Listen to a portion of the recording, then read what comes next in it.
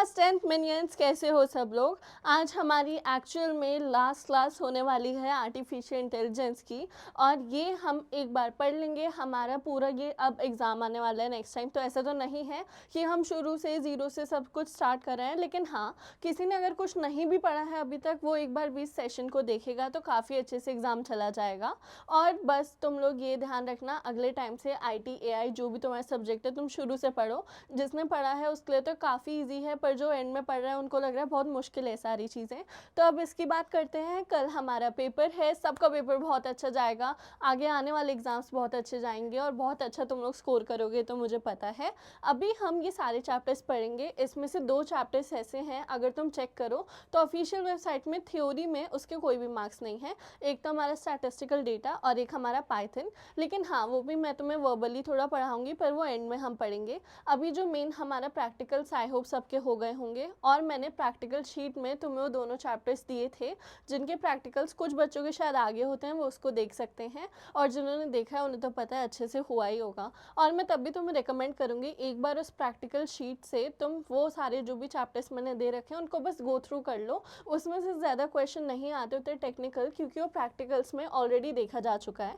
अब हम यहाँ पर कुछ चैप्टर्स करेंगे, काफ़ी अच्छे से पढ़ेंगे। जिन्होंने शुरू से पढ़ रखा है उनके लिए काफ़ी इजी रहेगा है, जिन्होंने अभी तक नहीं पढ़ा वो भी पढ़ेंगे तो उनको एक आइडिया लग जाएगा। इसके बाद मैं नीचे तुम्हें जो इंपॉर्टेंट क्वेश्चंस है वो मैं डिस्क्रिप्शन में डलवा दूंगी, उसको ध्यान से पढ़ लेना।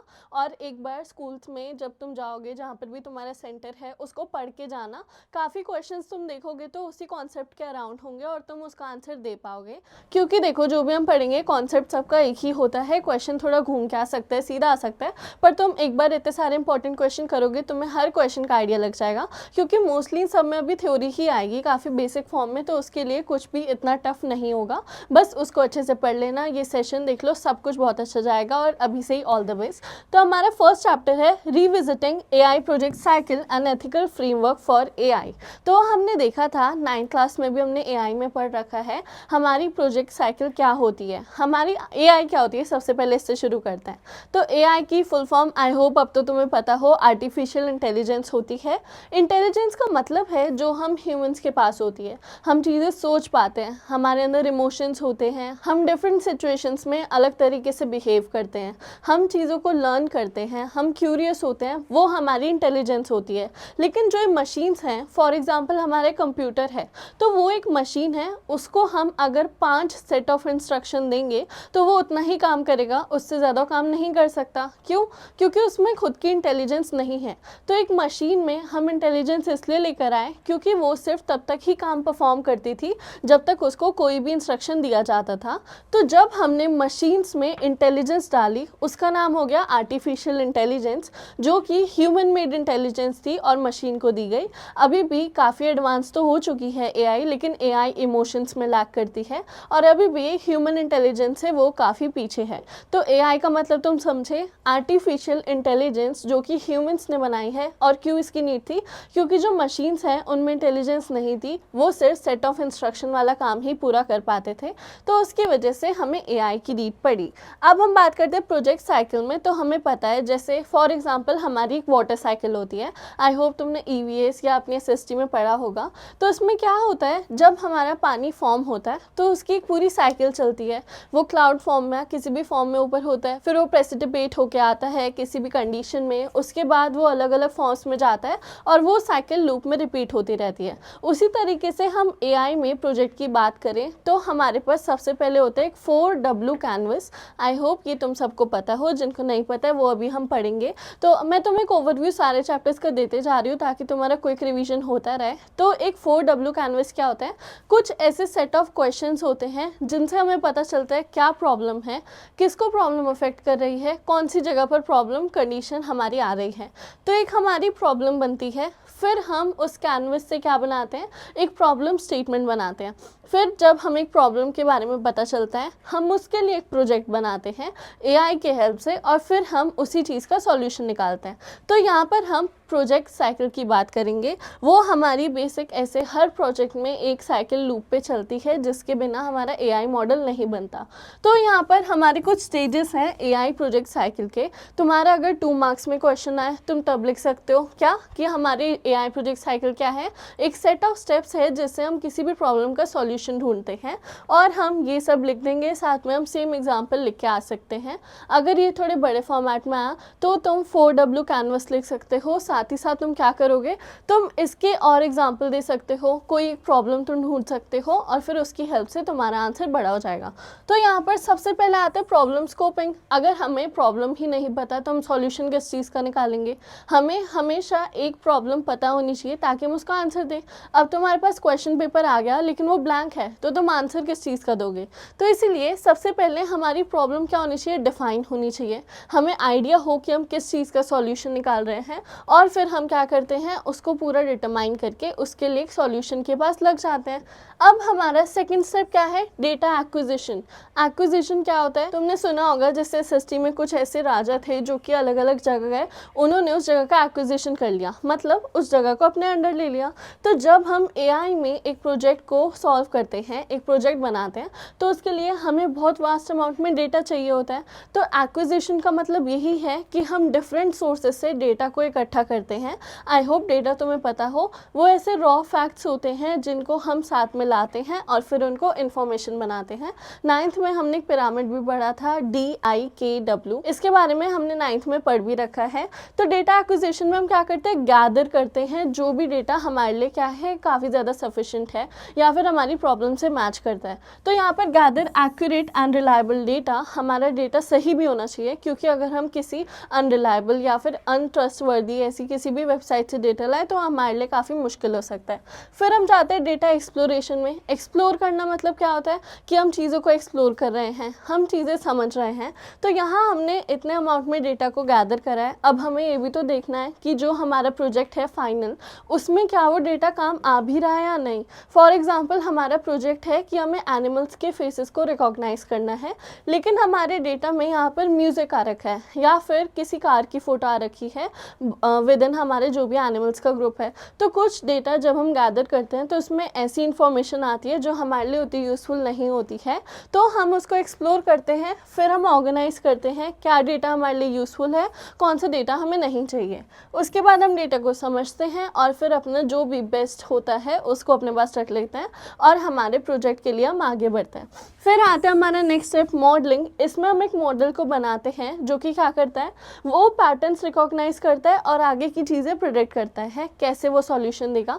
मॉडल बेसिकली हमारे एक रॉ प्रोजेक्ट बन के आता है जिसको आगे हम फाइनलाइज करते हैं। तो हमारे पास एक मॉडल बन के आया, जब हमने डेटा एक्विजिशन करा, फिर हमने एक्सप्लोर करा, सही डेटा का हमने एक मॉडल बनाया जो कि पैटर्न्स और प्रेडिक्शन के बेस पर आंसर दे पाता है हमें। यहाँ पर फिर होती है इवैल्यूएशन। यहाँ पर क्या करते हैं, जो हमारा मॉडल बना है उसको हम इवैल्यूएट करते हैं कि वो कितना सही है, कितना उसमें गलती है, क्या हमें और इम्प्रूव करना है। फिर हमारा एक लास्ट स्टेप आता है डिप्लॉयमेंट, जिसमें हम अपने एआई प्रोजेक्ट को, जो फाइनल हमारे पास कंटेंट आता है, उसको हम डिप्लॉय कर देते हैं। अब यहाँ पर एग्जांपल है, तो सबसे पहले स्टेज की बात करें तो ये है प्रॉब्लम स्कोपिंग, जो है हमारी first stage. Define the problem, यहाँ पर है identify spam emails and separate them from important emails. अब देखो, अगर तुम्हारे पास एक क्वेश्चन आया तो तुम एग्जाम्पल लिख सकते हो, अच्छे से सुनना। यहाँ पर प्रॉब्लम स्कोपिंग में हमें प्रॉब्लम मिली है क्या, कि हमारे पास जो इतनी सारी ईमेल्स आती हैं उसमें से हमें स्पैम ईमेल को हटाना है। तो हम सबसे पहले डेटा एक्विजिशन करेंगे, हमें यहाँ पर ईमेल्स में से स्पैम ईमेल हटानी है। तो हम एक डेटा कलेक्ट करेंगे जिसमें होंगी ईमेल्स, उसमें स्पैम और नॉन स्पैम दोनों हमारे पास ईमेल्स होंगी। यहाँ पर फिर उसका डेटा सेट बनेगा। डेटा सेट का मतलब है कि हम डेटा को ऑर्गेनाइज करके कैसे अपने पास रखते हैं। फिर हम जाएंगे डेटा एक्सप्लोरेशन में, यहाँ पर हम डेटा को ऑर्गेनाइज करेंगे, कुछ ऐसे कीवर्ड्स चेक करेंगे जो कि स्पैम में होते हैं, कुछ भी ऐसे कॉमन कीवर्ड्स, और फिर उससे स्पैम का डिटेक्शन होता रहेगा। सेंडर की डिटेल क्या है, फ्रीक्वेंसी ऑफ स्पैम वर्ड्स क्या है, तो अपने हिसाब से जो हमें रेशियो सेट करना है हम वो चीज़ सेट कर सकते हैं। फिर मॉडलिंग की बात करें तो हम एक ऐसा एआई मॉडल बनाएंगे जो कि ये पैटर्न समझता है, ये वाले कीवर्ड समझता है, यूज़र नेम का नाम समझता है, और फिर वो प्रेडिक्ट करता है कि क्या हमारा जो ईमेल है वो स्पैम है या फिर वो रियल जेन्युइन मैसेज है। उसके बाद आती है वैल्यूएशन इवैल्यूएशन की बारी, जो कि मॉडल की एक्यूरेसी टेस्ट करता है। मान लो हमारे पास 10 ईमेल आए, जिसमें से हमारे पास क्या है, 5 ईमेल स्पैम के हैं, लेकिन जो हमारा मॉडल है वो सिर्फ 2 ही हमारे ईमेल्स को स्पैम में कन्वर्ट कर पा रहा है। तो उसका मतलब यही होगा कि अभी हमारा जो मॉडल बना है वो उतना एक्यूरेट नहीं है। और जब एक बार हमारा इवैल्यूएशन प्रोसेस सही नहीं होता है तो हम वापस मॉडलिंग पे आते हैं और फिर हम उसको दोबारा रीचेक करके उसमें चेंजेस लाते हैं। अब हम आगे चलें तो यहाँ पर है सबसे पहले हमारा प्रॉब्लम स्कोपिंग में कि हमें इशू आइडेंटिफाई करना है, जो मैंने तुम्हें बताया। एक 4W कैनवस हमारे पास होता है।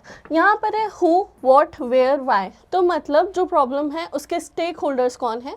स्टेक होल्डर्स मतलब जिनको प्रॉब्लम अफेक्ट हो रही होती है। ये क्वेश्चन आ सकता है वेरी शॉर्ट में कि स्टेक होल्डर्स कौन लोग होते हैं, तो वो लोग जिनको प्रॉब्लम अफेक्ट करती है।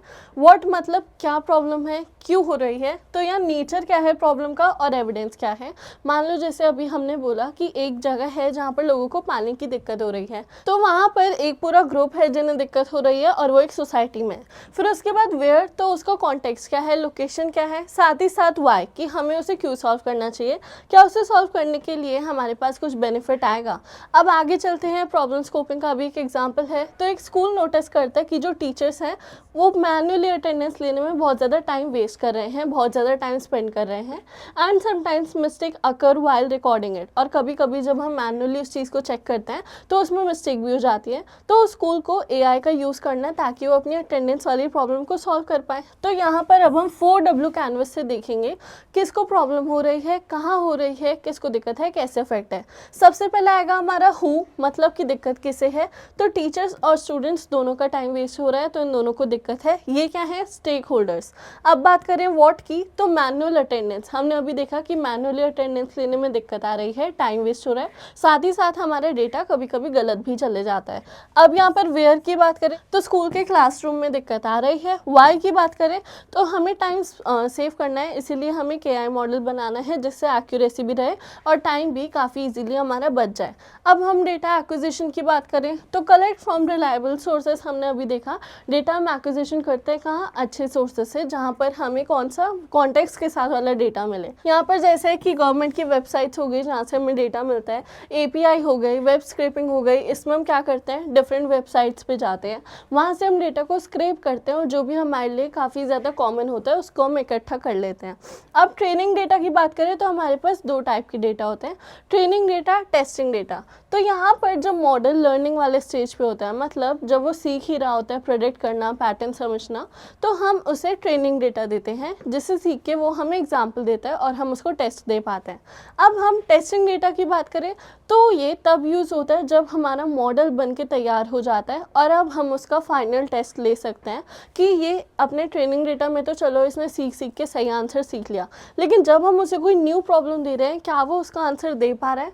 तो ये मॉडल की वैल्यूएशन के लिए यूज़ होता है, ये मॉडल की लर्निंग के लिए यूज़ होता है, इसे याद रखना। ट्रेनिंग मतलब जब हमारा मॉडल ट्रेनिंग पीरियड में होता है तो उसको सिखाने के लिए हम उस डेटा का यूज़ करते हैं। वहीं पर टेस्टिंग डेटा जब हमारा मॉडल बन के आ जाता है उसको टेस्ट करने के लिए हम उसको टेस्टिंग डेटा देते हैं। डेटा फीचर्स की बात करें तो ये ऐसी वैल्यूज होती है जिससे हमें पता चलता है, जिसमें आता है हमारा न्यूमेरिकल, कैटेगरी वाइज और साथ ही साथ टेक्सचुअल डेटा। तो इन सब चीज़ों का भी हम यूज़ करते हैं ताकि हम अपने मॉडल को अच्छे से देख पाएँ। अब बात करते हैं डेटा एक्सप्लोरेशन और विजुअलाइजेशन की। तो अंडरस्टैंड डेटा थ्रू चार्ट। हम डेटा क्या चार्ट्स के थ्रू समझ पाते हैं, bar chart, line chart, pie, scatter, histogram, area, bubble chart, ये सब चार्ट्स का हम यूज़ कर सकते हैं। अगर कोई भी पूछे तो तुम ये एग्जाम्पल लिख सकते हो या फिर ये MCQ में आ सकता है। साथ ही साथ कुछ ऐसे पर्पस बताओ कि ये क्या करता है, तो ये चीज़ों को सिंप्लीफाई करता है। हमने काफ़ी बार पढ़ा है कि कुछ डेटा ऐसा होता है जो हमें समझने में बहुत दिक्कत आती है, लेकिन उसे अगर हम विजुअल फॉर्म में देखें तो काफ़ी ईजी टू अंडरस्टैंड हो जाता है और बहुत अच्छे से समझ भी आता है। यहाँ से हम ट्रेंड्स को स्पॉट कर सकते हैं, एनॉमलीज को स्पॉट कर सकते हैं, कम्युनिकेट कर सकते हैं और डिसीजन सपोर्ट कर सकते हैं। तो यहाँ पर क्या है, नॉर्मल सी बात है, अगर बहुत कॉम्प्लेक्स डेटा हो और उसको हम किसी चार्ट की फॉर्म में देख लें या फिर उसको किसी भी विजुअल फॉर्म में देख लें तो समझना हर किसी के लिए बहुत ईजी हो जाता है। यहाँ पर अब हम मॉडलिंग की बात करें तो if then rules plus transparent, easy to maintain. तो रूल बेस्ड की बात करें, यहाँ पर होता है इफ और देन के रूल्स, ट्रांसपेरेंट होता है, ईजी टू मेंटेन है, कम्प्लेक्सिटी लिमिटेड है, स्केलेबिलिटी है, इश्यूज है। तो ये हमारे एक मॉडल बन के तैयार हो गया। तो ये मॉडल हमारे 3 टाइप्स की लर्निंग बेस्ड के ऊपर डिपेंड करता है, हम कोई भी मॉडल बना सकते हैं। सबसे पहला तो है सुपरवाइज लर्निंग। वो हम समझ रहे हैं, सुपरवाइज का मतलब है कि कोई इस चीज़ को देख रहा है, कोई इस चीज़ को सुपरवाइज़ कर रहा है। एक हो गया अनसुपरवाइज़ जो कि अपने आप से ही चीज़ों को संभाल रहा है, एक हो गया रीइंफोर्समेंट। तो सबसे पहले हम सुपरवाइज़ की बात करें तो क्लासिफिकेशन और रिग्रेशन। जब हम एक मॉडल बनाते हैं जो सुपरवाइज होता है तो उसमें एक ह्यूमन इंटरवेंशन होता है। ह्यूमन उस मॉडल को बार बार चेक करता है उसमें क्या प्रॉब्लम्स आ रही है, कैसे हम उसे और इम्प्रूव कर सकते हैं। हम अनसुपरवाइज की बात करें तो यहाँ पर हम उतना ध्यान उस पर नहीं देते और मॉडल अपने आप से ट्रेनिंग कर करके अपनी चीज़ों को इम्प्रूव करता है। वहीं पर हम रीइंफोर्समेंट की बात करें तो ये रिवॉर्ड्स और पनिशमेंट से समझता है। मतलब ये अपना जो भी एग्जाम्पल होता है, जो भी इसे डेटा देना होता है देता है, उसके हिसाब से अगर अच्छा फीडबैक मिलता है तो अपने आप को रिवॉर्ड देता है, अगर उसका एक गलत फीडबैक चाहता है तो खुद को पनिशमेंट देता है और उसके बारे में और तैयारी करता है। अब यहाँ पर हमारा है इवैल्यूएशन मैट्रिक्स। तो हमारे पास 4 टाइप के मैट्रिक्स होते हैं यहाँ पर। सबसे पहले एक्यूरेसी, मतलब कि पूरा जो मॉडल ने हमें आंसर दिया है उसमें ओवरऑल वो कितना करेक्ट रहा है, कितना वो एक्यूरेट था। यहाँ पर हमारे प्रिसीशन की बात करें तो मतलब हम एक प्रिसाइज वैल्यू पर जाते हैं। एक हो गया हमारा ट्रू पॉजिटिव और एक हो गया हमारी प्रेडिक्टेड पॉजिटिव्स। ये हम आगे भी पढ़ेंगे, कन्फ्यूजन मैट्रिक्स में ये चीज़ें आती हैं। फिर है रिकॉल की बात करें तो ट्रू पॉजिटिव और एक्चुअल पॉजिटिव, हम रिकॉल में इन चीज़ों को देखते हैं। F1 स्कोर की बात करें तो harmonic mean of precision and recall, इसमें हम दोनों का एक मीन निकालते हैं जो कि है 2 इंटू प्रिसीशन इंटू रिकॉल और फिर डिवीजन में प्रिसीशन प्लस रिकॉल। ये हम अभी आगे वाले चैप्टर्स में पढ़ेंगे, ये तुम अभी चिंता मत लो, उसे हम अच्छे से कवर करने वाले हैं। अब आगे चलते हैं, डोमेन्स ऑफ एआई की बात करते हैं। तो कुछ ऐसे डोमेन हैं, सबसे पहले स्टैटिस्टिकल डेटा, फिर उसके बाद आता है हमारा कंप्यूटर विजन, फिर आता है हमारा एनएलपी, जिसमें हमारा स्टैटिस्टिकल डेटा जो है वो उतना हमारा थ्योरी बेस नहीं आएगा, बाकी हमारा कंप्यूटर विजन और एनएलपी तो आएगा ही। तो यहाँ पर इनपुट्स होते हैं नंबर या फिर टेक्स्ट की फॉर्म में, ये हमने थोड़ा सा 9th में भी पढ़ा था जो मैथ से नहीं आई था। प्राइस कंपैरिजन कर सकते हैं हम साइट्स में, डेटा एनालिसिस कर सकते हैं। कंप्यूटर विजन की बात करें तो इमेजेस और वीडियोस टाइप होती है इसमें, face unlock, drone, self driving cars. NLP की बात करें तो टेक्स्ट और ऑडियो जो कि ह्यूमन लाइक टॉकिंग एआई हमारा होता है। यहाँ पर हम chatbot, spam filter, Alexa, Google translate की बात करते हैं। तो कोई भी पूछे एआई के डोमेन्स क्या हैं तुम ये बता सकते हो, साथ ही साथ इनपुट टाइप बता सकते हो और एक एग्जाम्पल भी दे सकते हो, उसको अच्छे से देख लेना, ये बहुत हेल्प करेगा। अब हम आगे चलते हैं, तो यहाँ पर है एथिकल फ्रेमवर्क ऑफ एआई। तो AI can unintentionally cause harm, example bias in hiring. Ethics क्या होते हैं? एथिक्स का मतलब है नॉर्मल मॉरल वैल्यूज़ जो हमारे अंदर होती है। एज अ ह्यूमन हमें पता है कि जब हम पब्लिक में जा रहे हैं तो वो सिर्फ हमारी ही स्पेस नहीं, बाकी लोगों की भी कॉमन स्पेस है। तो वहाँ पर हमारे कुछ मॉरल्स होते हैं कि हम तेज़ तेज़ ना बोले या फिर हमें क्यू में चले, हम लोगों को परेशान ना करें। तो वो सिंपल चीज़ होती है एथिक्स। उसी तरीके से हमारे एआई में भी एथिक्स होने चाहिए। एआई कुछ ऐसे काम कर देता है जो कि अनइंटेंशनली उसे ना भी पता हो तब भी हमारे लिए हार्मफुल होता है। जैसे एग्जाम्पल है बायस इन हायरिंग। बायसनेस का मतलब होता है जब हम किसी भी एक चीज़ के ऊपर पार्शियलिटी दिखाते हैं। तो फॉर एग्जांपल इसका ये भी दिक्कत हो सकती है कि एआई का जो डेवलपर हो वही उसमें ये सब नेगेटिव डेटा फीड करे। तो हमने एआई डेटा को ऐसे डेवलप करा है, ऐसे ट्रेन करा है कि वो क्या करे, मेल्स जब भी हायरिंग के लिए आए उसको तो एक्सेप्ट कर दे और फीमेल्स भले ही कितनी भी अच्छी हो उनको क्या कर दे, डिक्लाइन कर दे।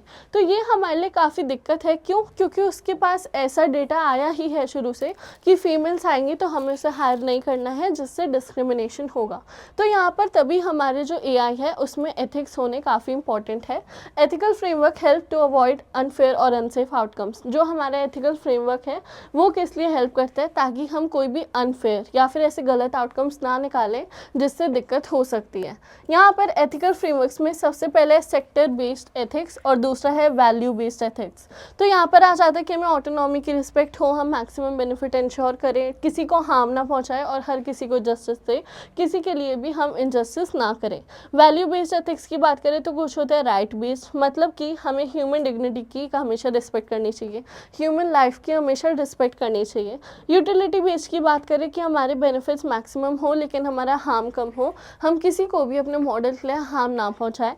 फिर है वर्च्यू बेस्ड, मतलब कि जो भी हमारे गुड कैरेक्टर्स हैं उसके ऊपर एक्शंस हो और हम हर किसी को फेयरनेस से सपोर्ट करें, हम कहीं भी बायसनेस ना लाएं या फिर किसी के लिए भी हम रूड ना हो और एक ह्यूमन लाइफ को हम हमेशा रिस्पेक्ट दें। अब हम आगे चलते हैं तो कुछ बायो एथिक्स होते हैं। अब यहाँ पर बायो एथिक्स की बात करें तो केस स्टडी समरी है हमारे पास। यहाँ पर लिखा हुआ है कि एक हेल्थ केयर में एआई एल्गोरिदम का यूज़ हो रहा है और वो क्या कर रहा है, पेशेंट को उनके हेल्थ के एक्सपेंसेस से रैंक कर रहा है। मान लो कोई अगर 5 लाख स्पेंड कर रहा है और कोई 1 लाख स्पेंड कर रहा है, तो 5 लाख वाले को ज़्यादा प्रेफरेंस दे रहे हैं।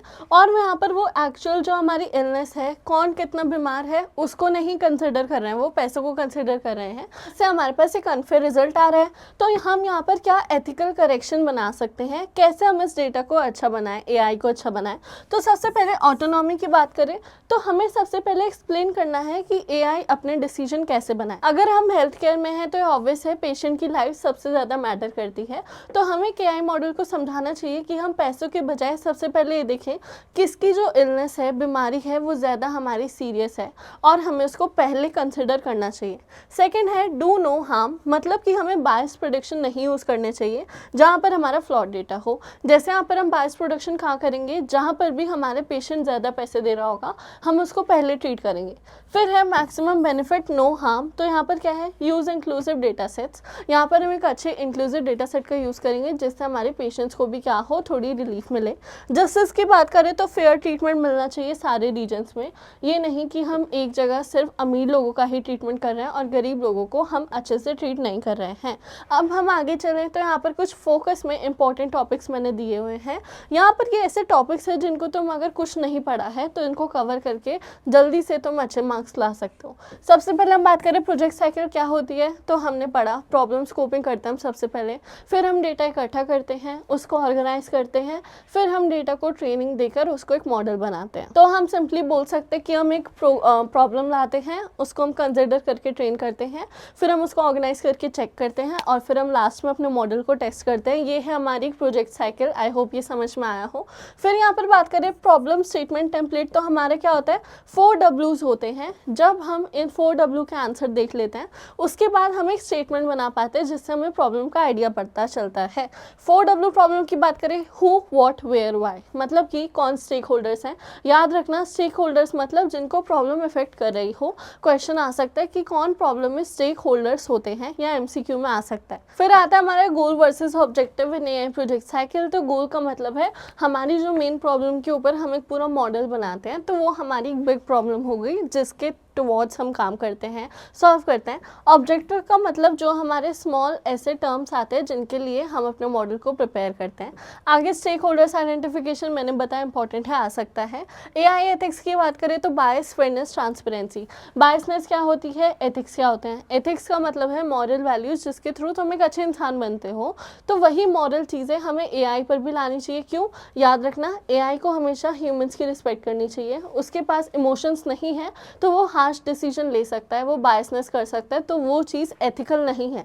तो इसीलिए हमें एआई एथिक्स चाहिए। क्यों, ताकि हम बायसनेस को ख़त्म कर दें, हर एक इंसान के बीच में फेयरनेस और इक्वालिटी हो और हमेशा ट्रांसपेरेंसी रहे। तो ये तुम लिख सकते हो। फिर है data privacy and security in AI. तो ये हमारे कंसर्न है आजकल कि हमारा जो डेटा है वो हमेशा यूज़र को पता होना चाहिए कि कहाँ पर यूज़ हो रहा है, क्यों यूज़ हो रहा है। जिसका भी डेटा हो उसको पूरा हक होना चाहिए कि वो समझ पाए डेटा किस किस को मिलेगा, एक्सेस होगा, कौन इसका यूज़ करेगा।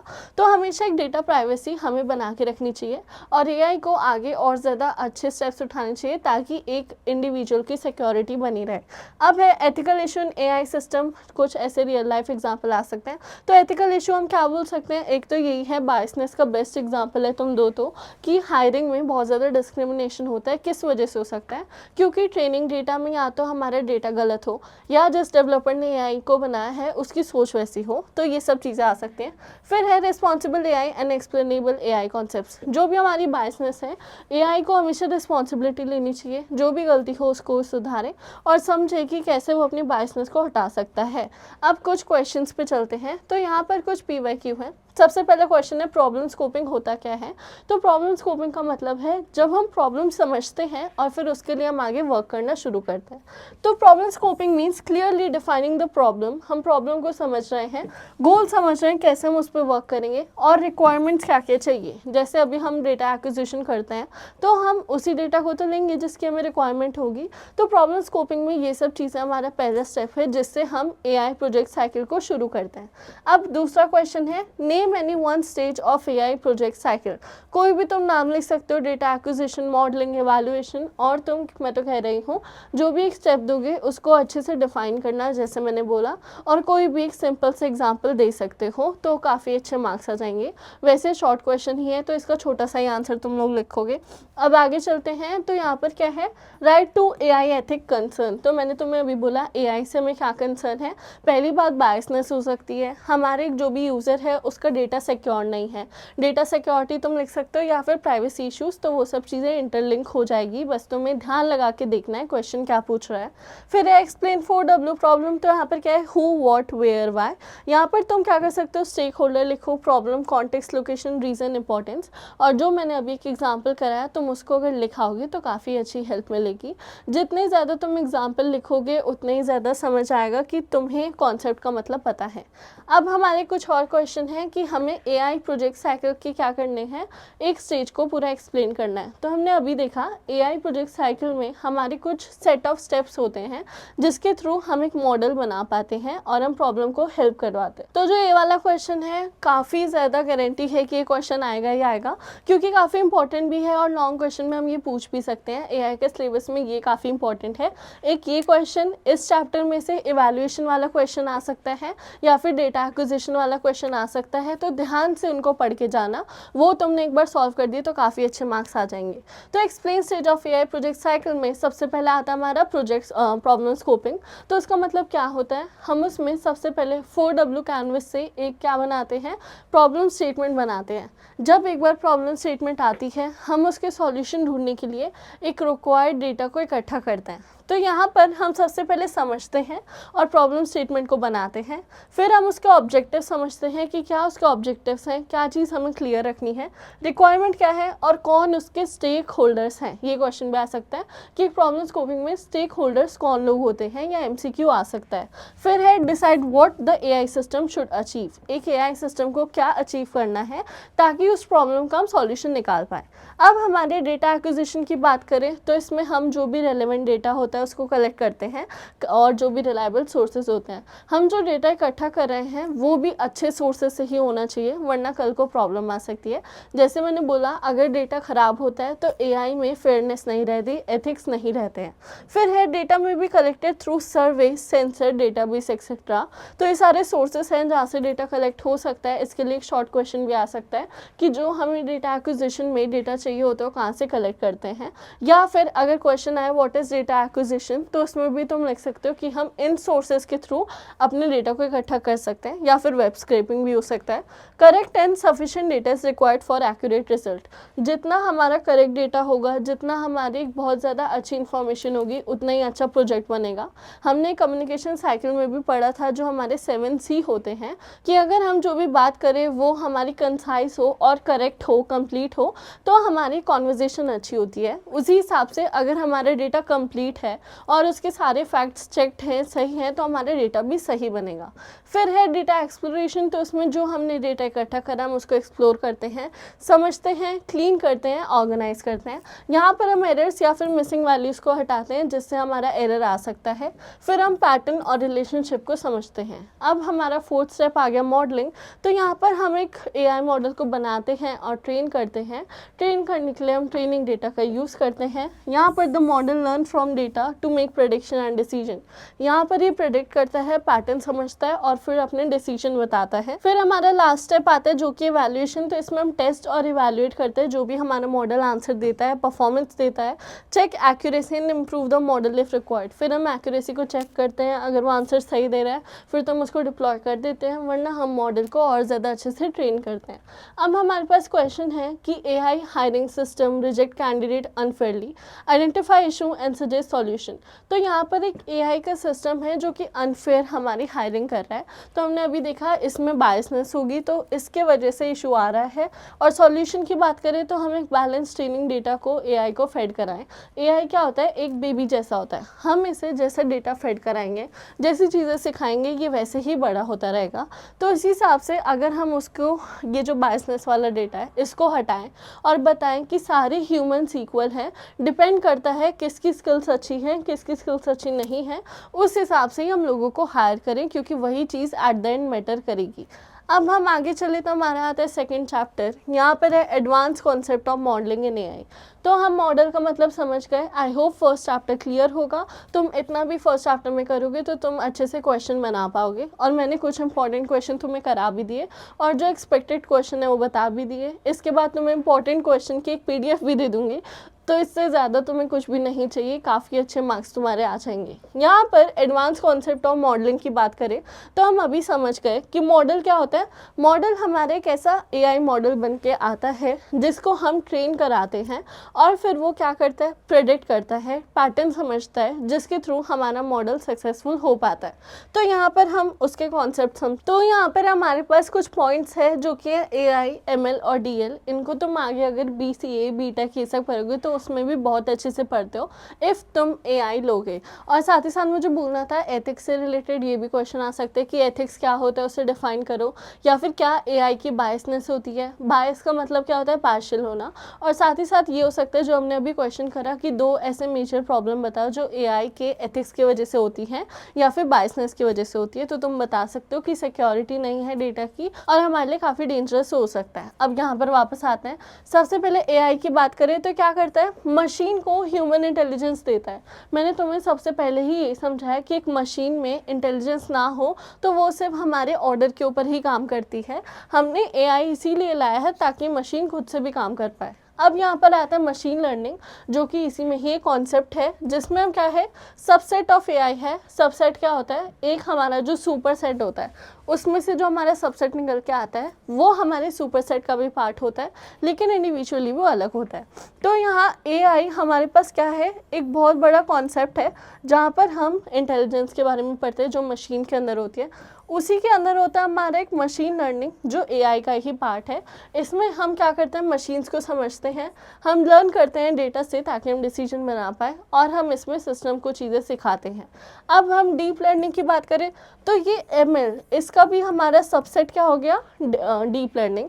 यहाँ पर मल्टी लेयर्ड न्यूरल नेटवर्क्स होती हैं। अब तुमने देखा होगा हमारा जो माइंड होता है उसमें न्यूरॉन्स कनेक्टेड होते हैं बहुत सारे, और वो क्या करते हैं, डिसीजन बनाते हैं। वो मैसेज रिसेप्टर होते हैं, मतलब वो तुरंत जो भी चीज़ हो रही होती है हमारी बॉडी में सीधा ब्रेन तक लेके जाते हैं। तो ये हमारे इतना मल्टी लेयर्ड लेवल है कि इसमें न्यूरल नेटवर्क बना हुआ है सेम ह्यूमन ब्रेन की तरह। ये हमने अपने जो बैचेस थे उसमें और अच्छे से पढ़ा था। तो यहाँ पर क्या होता है, हम कॉम्प्लेक्स पैटर्न समझ पाते थे। देखो जो फर्स्ट टाइम पढ़ रहा है तो हमारे लिए शायद थोड़ा मुश्किल हो, लेकिन मैं दोबारा बताती हूँ। एआई तो तुम्हें पता चल गया है, हमने मशीन को इंटेलिजेंस दी है। अब उसके बाद मशीन लर्निंग का मतलब है मशीन में इंटेलिजेंस आ गई, लेकिन अब हम मशीन को सिखाते हैं कि कैसे हम डेटा को समझते हैं, यूज़ करते हैं, प्रेडिक्ट करते हैं। फिर उसके बाद डीप लर्निंग एक ऐसा मल्टी लेयर्ड हमारा कनेक्शन है जो हमारे, तुम हमेशा याद रखना, इसमें क्या है, न्यूरल नेटवर्क है। न्यूरल नेटवर्क क्या होता है, क्वेश्चन आ सकता है। तो जैसे हमारे ह्यूमन ब्रेन में न्यूरॉन्स का नेटवर्क होता है जिसके थ्रू मैसेज इंटरसेप्ट या फिर शेयर होते हैं, वैसे ही हमारा डीप लर्निंग काम करता है। ये कॉम्प्लेक्स जो हमारे पैटर्न्स होते हैं उसको समझता है, जिसके लिए काफ़ी ज़्यादा दिमाग चाहिए होता है। अब हम आगे जाए तो रिलेशनशिप क्या है, एआई, फिर उसके बाद आता है एमएल, फिर उसके बाद आता है डीएल। हम रिलेशनशिप की बात करें तो तुम इस वाले डायग्राम को भी बना सकते हो और ये भी लिख सकते हो कि ये एआई के ही सबसेट हैं। फिर अब हम आगे चले, कुछ की डिफरेंस, मतलब कि है तो ये सब इंटर रिलेटेड, लेकिन क्या डिफरेंस है जो कि एक दूसरे से ना अलग बनाता है, वरना हम सबको एआई ही क्यों ना बोलते हैं। तो एआई की बात करें, ये रूल बेस्ड होता है। हमने अभी पढ़ा रूल बेस्ड मतलब इसमें लार्ज डेटा नहीं चाहिए होता, जैसे कि हमारे वर्चुअल असिस्टेंट हो गए, इसके पास कुछ सेट ऑफ रूल्स होंगे और ये उसी के ऊपर वर्क करेगा। जैसे हमारा वर्चुअल असिस्टेंट या फिर कोई भी तुम चैटबॉट उठा लो, तो तुम उसमें कोई भी क्वेश्चन पूछोगे वो कुछ स्पेसिफिक रूल बेस्ड ही हमें आंसर देगा, उससे आगे वो नहीं जाएगा।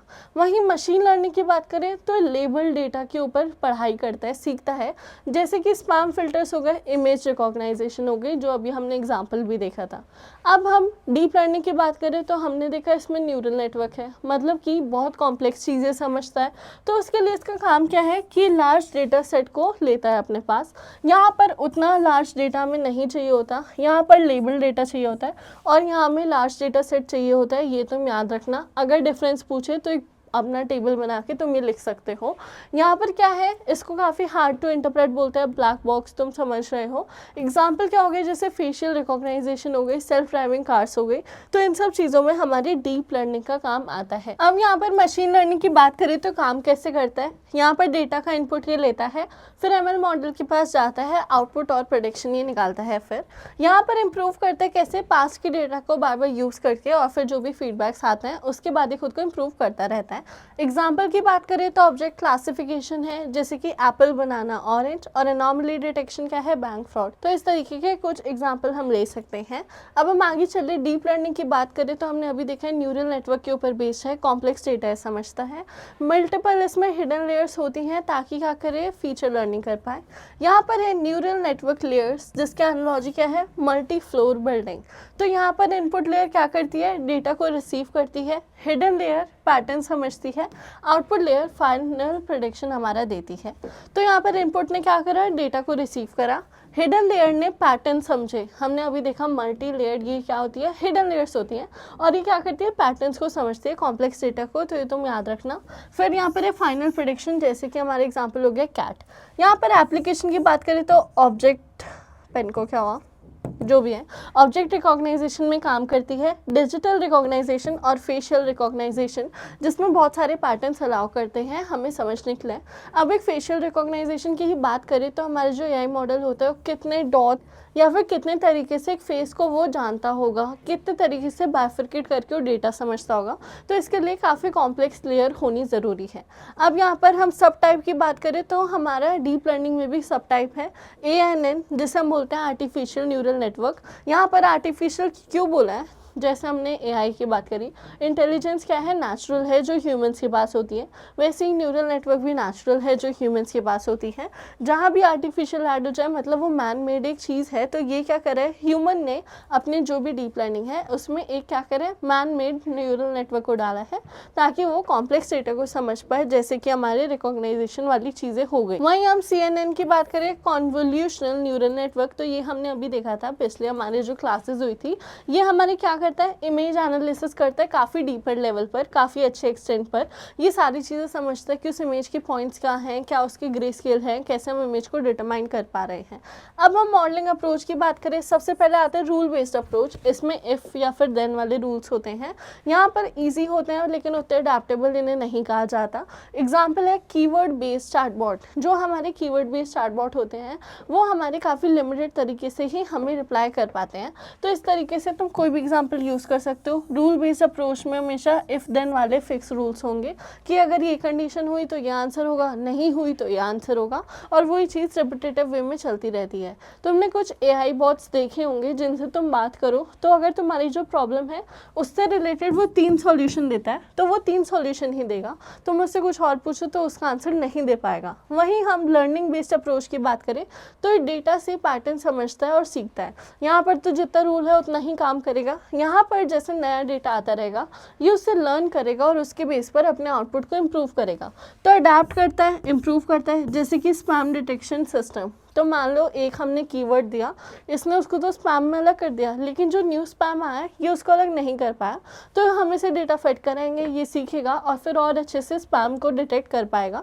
तो यही हमारे डिफरेंस होता है एक रूल बेस्ड और लर्निंग बेस्ड पे, तुम इसे बता सकते हो।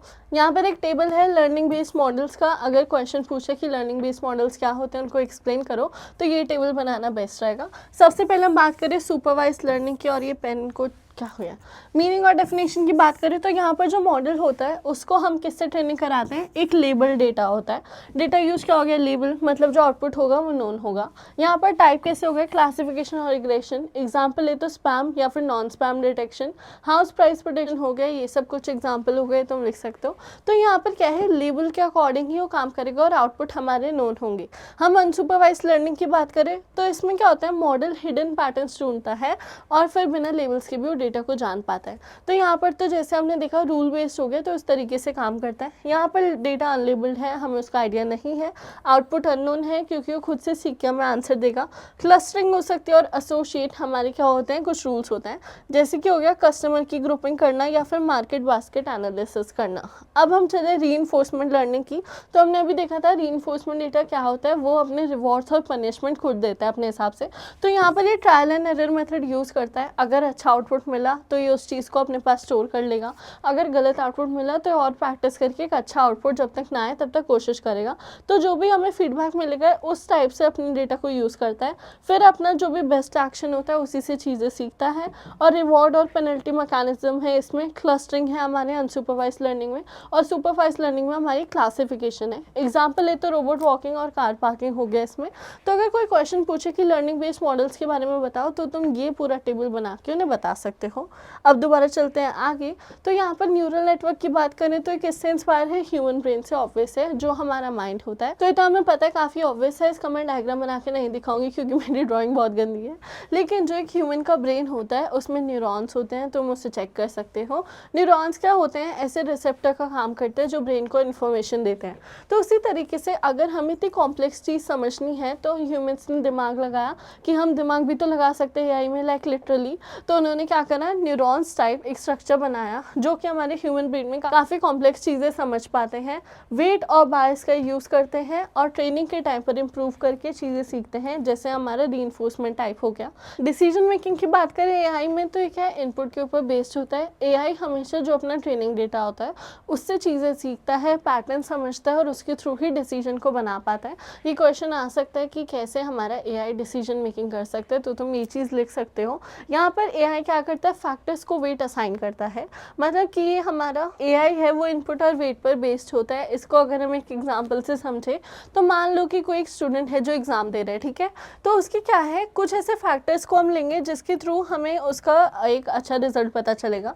पहला फैक्टर हो गया कि कितने स्टडी आवर्स हैं, थोड़ी राइटिंग को माइंड मत करना। फिर उसके बाद कितने मार्क्स आए और साथ ही साथ यूनिफॉर्म कलर, ठीक है। तो इसमें क्या हो गया, हम अपने इनपुट और वेट की बात करें तो हमने 3 इनपुट दिए, इससे हमें रिजल्ट जानना है। तो वेट का मतलब है वो चीज़ जो सबसे ज़्यादा मैटर करे। तो यहाँ पर मार्क्स का वेट सबसे ज़्यादा होगा क्योंकि इसी से रिजल्ट आएगा।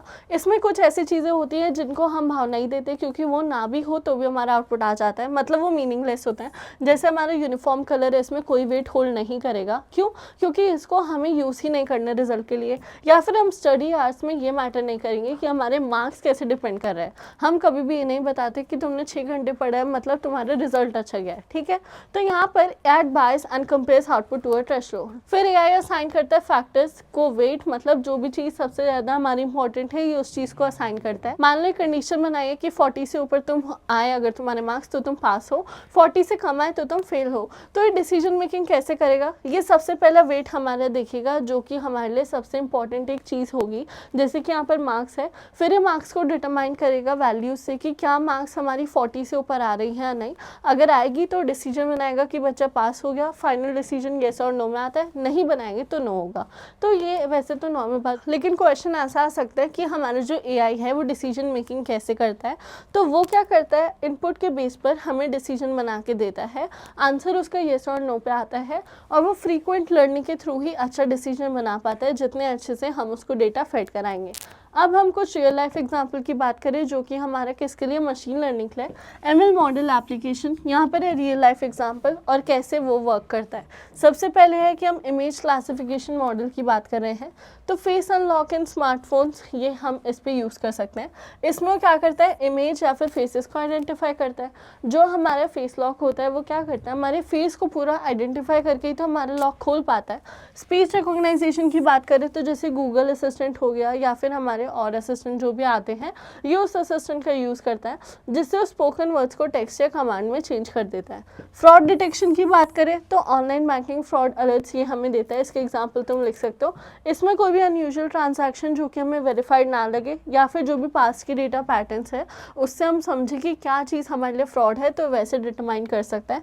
नेविगेशन और ट्रैफिक प्रेडिक्शन की बात करें तो गूगल मैप ट्रैफिक प्रेडिक्शन होता है, जीपीएस तुम सब लोग यूज़ करते होंगे। Predict traffic condition using a real time and past data. तो क्या है, पास्ट डेटा से हमें पता चलता है एक रोड पे अगर रोज़ 20 घंटे का जाम होता है तो वो हमेशा रहेगा क्योंकि वो प्रेडिक्शन हो गई। साथ ही साथ क्या करते हो, रियल बेस जो हमारे सैटेलाइट से इनपुट आता है उसके थ्रू भी हमें आंसर बताता रहता है। अब हम इसके इंपॉर्टेंट टॉपिक्स की बात करें, सबसे पहले टाइप ऑफ डेटा। तो कौन से टाइप ऑफ डेटा हमारे पास होते हैं, ट्रेनिंग डेटा, टेस्टिंग डेटा, जो हमारे मॉडल के बनते टाइम काम आते हैं। ट्रेनिंग डेटा वो डेटा होता है जब हम अपने मॉडल को ट्रेन कराते हैं और उसके थ्रू वो अपने आंसर देने सीखता है। टेस्टिंग डेटा वो डेटा होता है जब मॉडल बन जाता है फिर हम उससे टेस्ट लेके पता करते हैं कि वो अब कितनी एक्यूरेटली आंसर दे रहा है। सुपरवाइज अनसुपरवाइज लर्निंग की बात करें तो यहाँ पर लेबल डेटा होता है। यहाँ पर हमारा ऐसा डेटा होता है जो टाइम टू टाइम वो सीखता रहता है और उसके हिसाब से हमें आंसर्स देता है। क्लासिफिकेशन वर्सेस रिग्रेशन की बात करें तो क्लासिफिकेशन हमें डिटरमाइन करके बताती है कि क्या वैल्यूज़ आ रही हैं। फॉर एग्जांपल हमारी कैटेगरी बेस्ड, जैसे कि एनिमल्स के ऊपर वैल्यूज़ आ गई या फिर जैसे हमने देखा था कैट आ गया एग्जाम्पल। वहीं रिग्रेशन की बात करें तो हमें न्यूमेरिकल वैल्यूज़ देती है, ये इनके बीच में डिफरेंस आता है। फीचर वर्सेस लेबल की बात करें तो फीचर हमारी क्या होती है, इनपुट वैल्यूज़ होती हैं जो कि इंडिपेंडेंट होती हैं। लेबल्स होती है हमारी output values. Training testing process की बात करें तो ट्रेनिंग डेटा के टाइम हम उस डेटा का यूज़ करते हैं जो मॉडल को तैयार करता है। टेस्टिंग डेटा हमारा तब यूज़ होता है जब मॉडल हमारा फाइनल स्टेज पे होता है और हम उसको रेडी करते हैं। Over fitting versus under fitting की बात करें तो जब एक एआई मॉडल बन जाता है तो उसमें कुछ दिक्कत आती है, या तो वो ओवर फिटिंग हो जाता है या वो अंडर फिटिंग। मतलब कि हमने सिर्फ इतना सा क्वेश्चन पूछा और वो उसका इतने अगर आंसर दे रहा है तो मतलब वो लिमिट से ज़्यादा हमें चीज़ें बता रहा है तो ओवर फिटिंग हो गया। या फिर हमने इतना क्वेश्चन पूछा और उसने सिर्फ हमें छोटा सा आंसर दिया। तो ये दो चीज़ें ऐसी हैं जो कि एआई मॉडल में दिक्कत लाती हैं। हमेशा जैसे बोलते हैं ना, जितना तुम्हें क्वेश्चन लिखा जाए कि 200 वर्ड्स का तुम्हें पैराग्राफ लिखना है तो तुम्हें उतना ही लिखना चाहिए, ना ज़्यादा ना कम। तो ओवर फिटिंग कभी भी कोई पूछे कि मॉडल में क्या होता है तो तुम बता सकते हो कि जितना आंसर हमें नीडेड है, जब उससे ज़्यादा आंसर मिले तो दिक्कत आती है। अंडर फिटिंग में जितना आंसर हमें नीडेड है उससे कम आंसर आए तो उसमें दिक्कत होती है। कन्फ्यूजन मैट्रिक बेसिक्स की बात करें तो हमारे सिंपल आ गए क्या, true positive, true negative, false positive, false negative. ये हम अभी आगे भी पढ़ेंगे तो उसको हम अच्छे से समझेंगे। फिर आ गया मॉडल एक्यूरेसी और परफॉर्मेंस में। तो मॉडल एक्यूरेसी का मतलब है कि वो ओवरऑल कितना अच्छा हमें आंसर दे रहा है, कितना करेक्ट आंसर दे रहा है, वो हमारे एक्यूरेसी का पार्ट है। और परफॉर्मेंस से हम समझते हैं कि जो उसके आंसर्स आ रहे हैं वो कितने रिलायबल हैं। Real life example machine learning models की हम कुछ बात करें तो हमने देखा स्पैम डिटेक्शन हो गया या फिर हमारा इमेज कॉन्फ़िगरेशन हो गया, तो इस सारी चीज़ें इसमें आ सकती है। और हम दोबारा से एक बार बात करें कौन सी डिसीजन मेकिंग की, तो इसका एक छोटा सा एग्जाम्पल लेते हैं। पहले इसको हटाते हैं। तो काफ़ी छोटा सा एग्जांपल मैं लेके बता रही हूँ कि वो डिसीजन कैसे बनाता है। तो सबसे पहले क्या करते हैं, हम इनपुट देते हैं। मान लो क्या है, हमने मार्क्स दे दिए, रुको, हमने मार्क्स दे दिए, वो है 40। साथ ही साथ हमने क्या करा, उसके मान लो बायसनेस दे दी, कितनी होनी चाहिए, तो हो गई 0। और एक डिसीजन मेकिंग में थ्रेशोल्ड होता है जो हमें बताता है, जैसे मान लो हमारा थ्रेशोल्ड है 40, तो 40 से ऊपर आया तो बच्चा पास है, 40 से कम आया तो बच्चा क्या है, फेल है। तो थ्रेशोल्ड का मतलब है हम एक लिमिट देते हैं जिससे हमें आंसर की फाइनल वैल्यू पता चलती है। फिर हम क्या करेंगे, वेट देंगे। मान लो वेट हो गया 2। तो हमारा फर्स्ट स्टेप क्या होता है डिसीजन मेकिंग में, हमने देखा था कि वो क्या करता है, वेट को फीचर पे असाइन करता है। तो यहाँ पर हमारा एक फीचर हो गया, इसको हम असाइन करेंगे। तो मान लो 40/2, ये हो गया हमारा 80। यहाँ पर 22 में 0 है तो हम 0 को ऐड करेंगे तो हमारा आंसर 80 आएगा। थ्रेशोल्ड हमारा 40 था, 80 हमारा 40 से बड़ा है तो हमारा जो बच्चा है वो पास हो गया। इस तरीके से हम डिसीजन को बनाते हैं। अब आगे चलते हैं, कुछ क्वेश्चंस की बात करते हैं। तो इंपॉर्टेंट क्वेश्चन है, इस चैप्टर में से ऐसे क्वेश्चन उठ के आ सकते हैं। क्वेश्चन सबसे पहले है कि एआई में फीचर क्या होते हैं। तो वो हमारी इनपुट वेरिएबल होती है जो कि एआई मॉडल को ट्रेन करते हुए काम आती है। फिर है सुपरवाइज और अनसुपरवाइज लर्निंग। तो सुपरवाइज लर्निंग में क्या होता है, एक ऐसा लेबल डेटा होता है मशीन लर्निंग के टाइम पर। तो यहाँ पर क्या होता है, सारी चीज़ें हमारी सुपरवाइज हैं, सारी चीज़ें हमारी ऑर्गेनाइज वे में चल रही है। तो लेबल डेटा का यूज़ करते हुए हमारा मशीन या फिर मॉडल क्या करता है, चीज़ों को सीखता है और उस हिसाब से आउटपुट्स देता है। की पॉइंट्स की बात करें तो जो इनपुट डेटा है उसको आउटपुट्स यानी कि लेबल्स का पता होता है, उसे पता होता है किस टाइप का आउटपुट आएगा, जैसे हमने टेबल पे देखा। Model learn by comparing input and correct output. Model देखता है कि जो इनपुट है वो करेक्ट आउटपुट के साथ मैच कर रहा नहीं, उसके साथ वो चीज़ें डिटरमाइन करता है। यूज फॉर प्रेडिक्शन टास्क, इससे हम जो भी प्रेडिक्शन वाले टास्क होते हैं उसको देख सकते हैं। एग्जाम्पल एग्जाम्पल हो गए स्पैम, नॉन स्पैम, रिग्रेशन यानी कि हाउस प्राइस प्रिडिक्शन कैसा होगा, जैसे हम इसे ऐसे मेजर करते हैं कि उस एरिया से डिटरमाइन करें क्या हमारे एक हाउस की वैल्यू लग सकती है। वहीं पर अगर हम अनसुपरवाइज लर्निंग की बात करें तो अनसुपरवाइज लर्निंग में क्या होता है, हमारा कोई लेबल डेटा नहीं होता है, टाइम टू टाइम वो अनलेबल डेटा को देखता है और उसके थ्रू चीज़ें सीखता है। कोई आउटपुट हमें नहीं पता होता, क्योंकि हमें लेबल डेटा का पता था तो हमें आउटपुट का भी पता था। यहाँ हमें डेटा की लेबलिंग नहीं आती थी तो हम आउटपुट को भी नहीं जान सकते। मॉडल फाइंड हिडन पैटर्न और रिलेशनशिप इन डेटा। यहाँ पर मॉडल क्या करते हैं, जो भी हिडन पैटर्न्स होते हैं, जो भी चीज़ें हम अपने डेटा में देख सकते हैं, कॉम्प्लेक्स चीज़ें वो उसे देखती हैं और उसके हिसाब से हमें डेटा में रिलेशनशिप बताती हैं। Use for grouping and pattern detection, इसमें वो ग्रुपिंग, क्लस्टरिंग या फिर हमारा पैटर्न डिटेक्शन कर सकता है। एग्जाम्पल अभी वही हुआ ग्रुपिंग कस्टमर, जैसे कि कितने टाइप के कस्टमर अच्छा फीडबैक देते हैं, कितने कस्टमर हमारे गंदा फीडबैक देते हैं। यहाँ पर हम बात करें डिफरेंशिएट, क्लासिफिकेशन एंड रिग्रेशन, तो सबसे पहले हम बात करें मीनिंग की, तो यहाँ पर कैटेगरी या फिर क्लासेस पता चलती हैं, जैसे कि एनिमल्स हो गए, ह्यूमंस हो गए, कार्स हो गए। यहाँ पर हमें कंटिन्यूस न्यूमेरिकल वैल्यूज मिलती हैं, जैसे हमारा हाउस प्रेडिक्शन हो गया। यहाँ पर टाइप ऑफ आउटपुट कैसा है, डिस्क्रीट आउटपुट है, मतलब लेबल्स में आउटपुट आएगा, लेबल में डेटा आएगा। यहाँ पर हमारा आउटपुट नंबर में आएगा। यहाँ पर कोई ग्रुप या कैटेगरी को हम पता करते हैं, यहाँ पर हम क्वांटिटी और वैल्यू को पता करते हैं। ये कैटेगोरिकल डेटा है, यहाँ पर न्यूमेरिकल डेटा है। Spam, non spam, pass fail इसका एग्जाम्पल हो सकता है। यहाँ पर हाउस प्राइस प्रेडिक्शन और टेम्परेचर प्रेडिक्शन इसका एग्जाम्पल हो सकता है न्यूमेरिकल फॉर्मेट में। फिर है रिजल्ट फॉर्म, तो यहाँ पर क्लास और लेबल के टाइप में रिजल्ट आता है, हमें पता है। यहाँ न्यूमेरिक वैल्यू में रिजल्ट आता है। ये दोनों ही हमारे सुपरवाइज लर्निंग में काम आते हैं। स्पैम फिल्टर की बात हो गई, डिसीज डिटेक्शन हो गया, यहाँ पर सेल फॉरकास्टिंग और प्राइस प्रेडिक्शन हो गया, न्यूमेरिकल वैल्यू वाला वही एग्जाम्पल। फिर क्वेश्चन है model work well on training data but fell on new data, मतलब कि जो ट्रेनिंग डेटा है उस पर तो उसने अच्छे से काम करा, लेकिन जो हमारा न्यू डेटा है उस पर उसने गलत आंसर दिया, तो इसको हम बोलेंगे ओवर फिटिंग। क्यों? क्योंकि मॉडल ने जो ट्रेनिंग डेटा में हमने चीज़ें दिखाई वो तो मेमोराइज कर ली, लेकिन उसने कोई चीज़ समझी नहीं। तो ये अब इसका रियल लाइफ एग्जाम्पल दूँ तो जैसे कुछ बच्चे होते हैं क्या करते हैं, मान लो हमने उनको 5 क्वेश्चन कराए कोई भी, तो 5 क्वेश्चन को रट लेंगे, उसको समझेंगे नहीं, हर एक क्वेश्चन का जो कॉन्सेप्ट था वो उसको समझेंगे नहीं, और फिर जब हमारे एग्जाम में क्वेश्चन आएंगे, कॉन्सेप्ट हमारा सेम था, वर्डिंग चेंज हो गई तो अच्छे से आंसर नहीं दे पाएंगे। क्यों? क्योंकि उन्होंने उस चीज़ों को रट लिया और अब वो कॉन्सेप्ट नहीं लगा पा रहे। तो सेम उसी तरीके से जो ट्रेनिंग के टाइम इसे डेटा दिया, ये बार बार सीख के उसके आंसर को इसने रट लिया। फिर जब इससे रियल लाइफ क्वेश्चन पूछा गया तो इसको तो अब डर लगा। क्यों? क्योंकि वो वाला डेटा कभी नया आया ही नहीं था, और फिर इसने गलत एग्जाम्पल दिया, तो वो हो गया हमारा ओवर फिटिंग। अब हम थर्ड चैप्टर पे चलें, इवैल्यूएशन इन एआई। तो अब हम इवैल्यूएट कैसे करते हैं, सब कुछ हमारे एक प्रोजेक्ट की तरह चलते जा रहे हैं स्टेप बाय स्टेप। यहाँ पर हमारा नेक्स्ट स्टेप आता है इवैल्यूएशन, जिसमें हम प्रोजेक्ट को इवैल्यूएट करते हैं कि वो सही भी है, हमें उसे डिप्लॉय करना चाहिए या नहीं। तो सबसे पहले डिसीजन मेकिंग की बात करें तो वो चीज़ हमारे पास दोबारा आ गई। एआई सबसे पहले इनपुट लेता है, मान लो यहाँ पर टाइम लिया कितना, 2 बज के नहीं, मान लो यहाँ पर क्या लिया, एआई ने टेम्परेचर लिया 20 डिग्री, ठीक है, टाइम, वेदर, टेम्परेचर कुछ भी हो सकता है। फिर वो वेट्स को इनपुट में डाल देगा। मान लो यहाँ पर हमने ये हमारा वेट हो गया, सबसे ज़्यादा हमारे लिए नीडेड है, और यहाँ पर एक और कंडीशन हमने दे दी कि सनी मान लो 1 है, कि वेदर हमारा सनी है, तो ये हो गया हमारा येस। ये हो गया हमारे क्या, कुछ हमने इनपुट्स दिए अपनी तरफ से। अब यहाँ वेट की बात करें तो मान लो यहाँ पर वेट हमारा है 1, जो कि हमारा टेम्परेचर का, और उसके बाद है हमारा सनी का वेट, ये हो गया हमारा 20। तो अब हम क्या करेंगे, हमें इसको क्या करना है, मल्टीप्लाई करके एडिशन कराना है। यहाँ पर हमने कंडीशन दे दी कि बायस यहाँ पर है 0, और हमने यहाँ का थ्रेशोल्ड दे दिया मान लो 60, ठीक है। तो अब हमें इसको कैलकुलेट करना है। सबसे पहले हमें एक फ़ीचर को एक वेट के साथ मल्टीप्लाई करा देते हैं, साइन कर देते हैं। तो फर्स्ट हमारा जो फीचर होगा वो है टेम्परेचर इंटू टेम्परेचर का वेट, तो यहाँ पर हो जाएगा 20 इंटू 1, जो कि होता है हमारा 20। सेकेंड हमारा हो जाएगा सनी और सनी, तो यहाँ पर भी हो जाएगा हमारा 1 इंटू 20, तो ये हो गया हमारा 20। अब हम क्या करेंगे, इसमें बायस प्लस करेंगे। तो सबसे पहले हो गया हमारा 20 प्लस 20 प्लस बायस हो गया हमारा 0, तो ये मिलके बना हमारा 40। लेकिन हमारी थ्रेशोल्ड 60 है, तो 60 हमारा 40 से क्या है, छोटा है, तो यहाँ पर है नो हमें कहीं बाहर नहीं जा सकते, आज मौसम रेनी रहेगा। वहीं अगर हमारा थ्रेशोल्ड होता 30 और हमारा आंसर आता 40 तो उसमें हम बोलते हैं येस आज मौसम सनी रहेगा।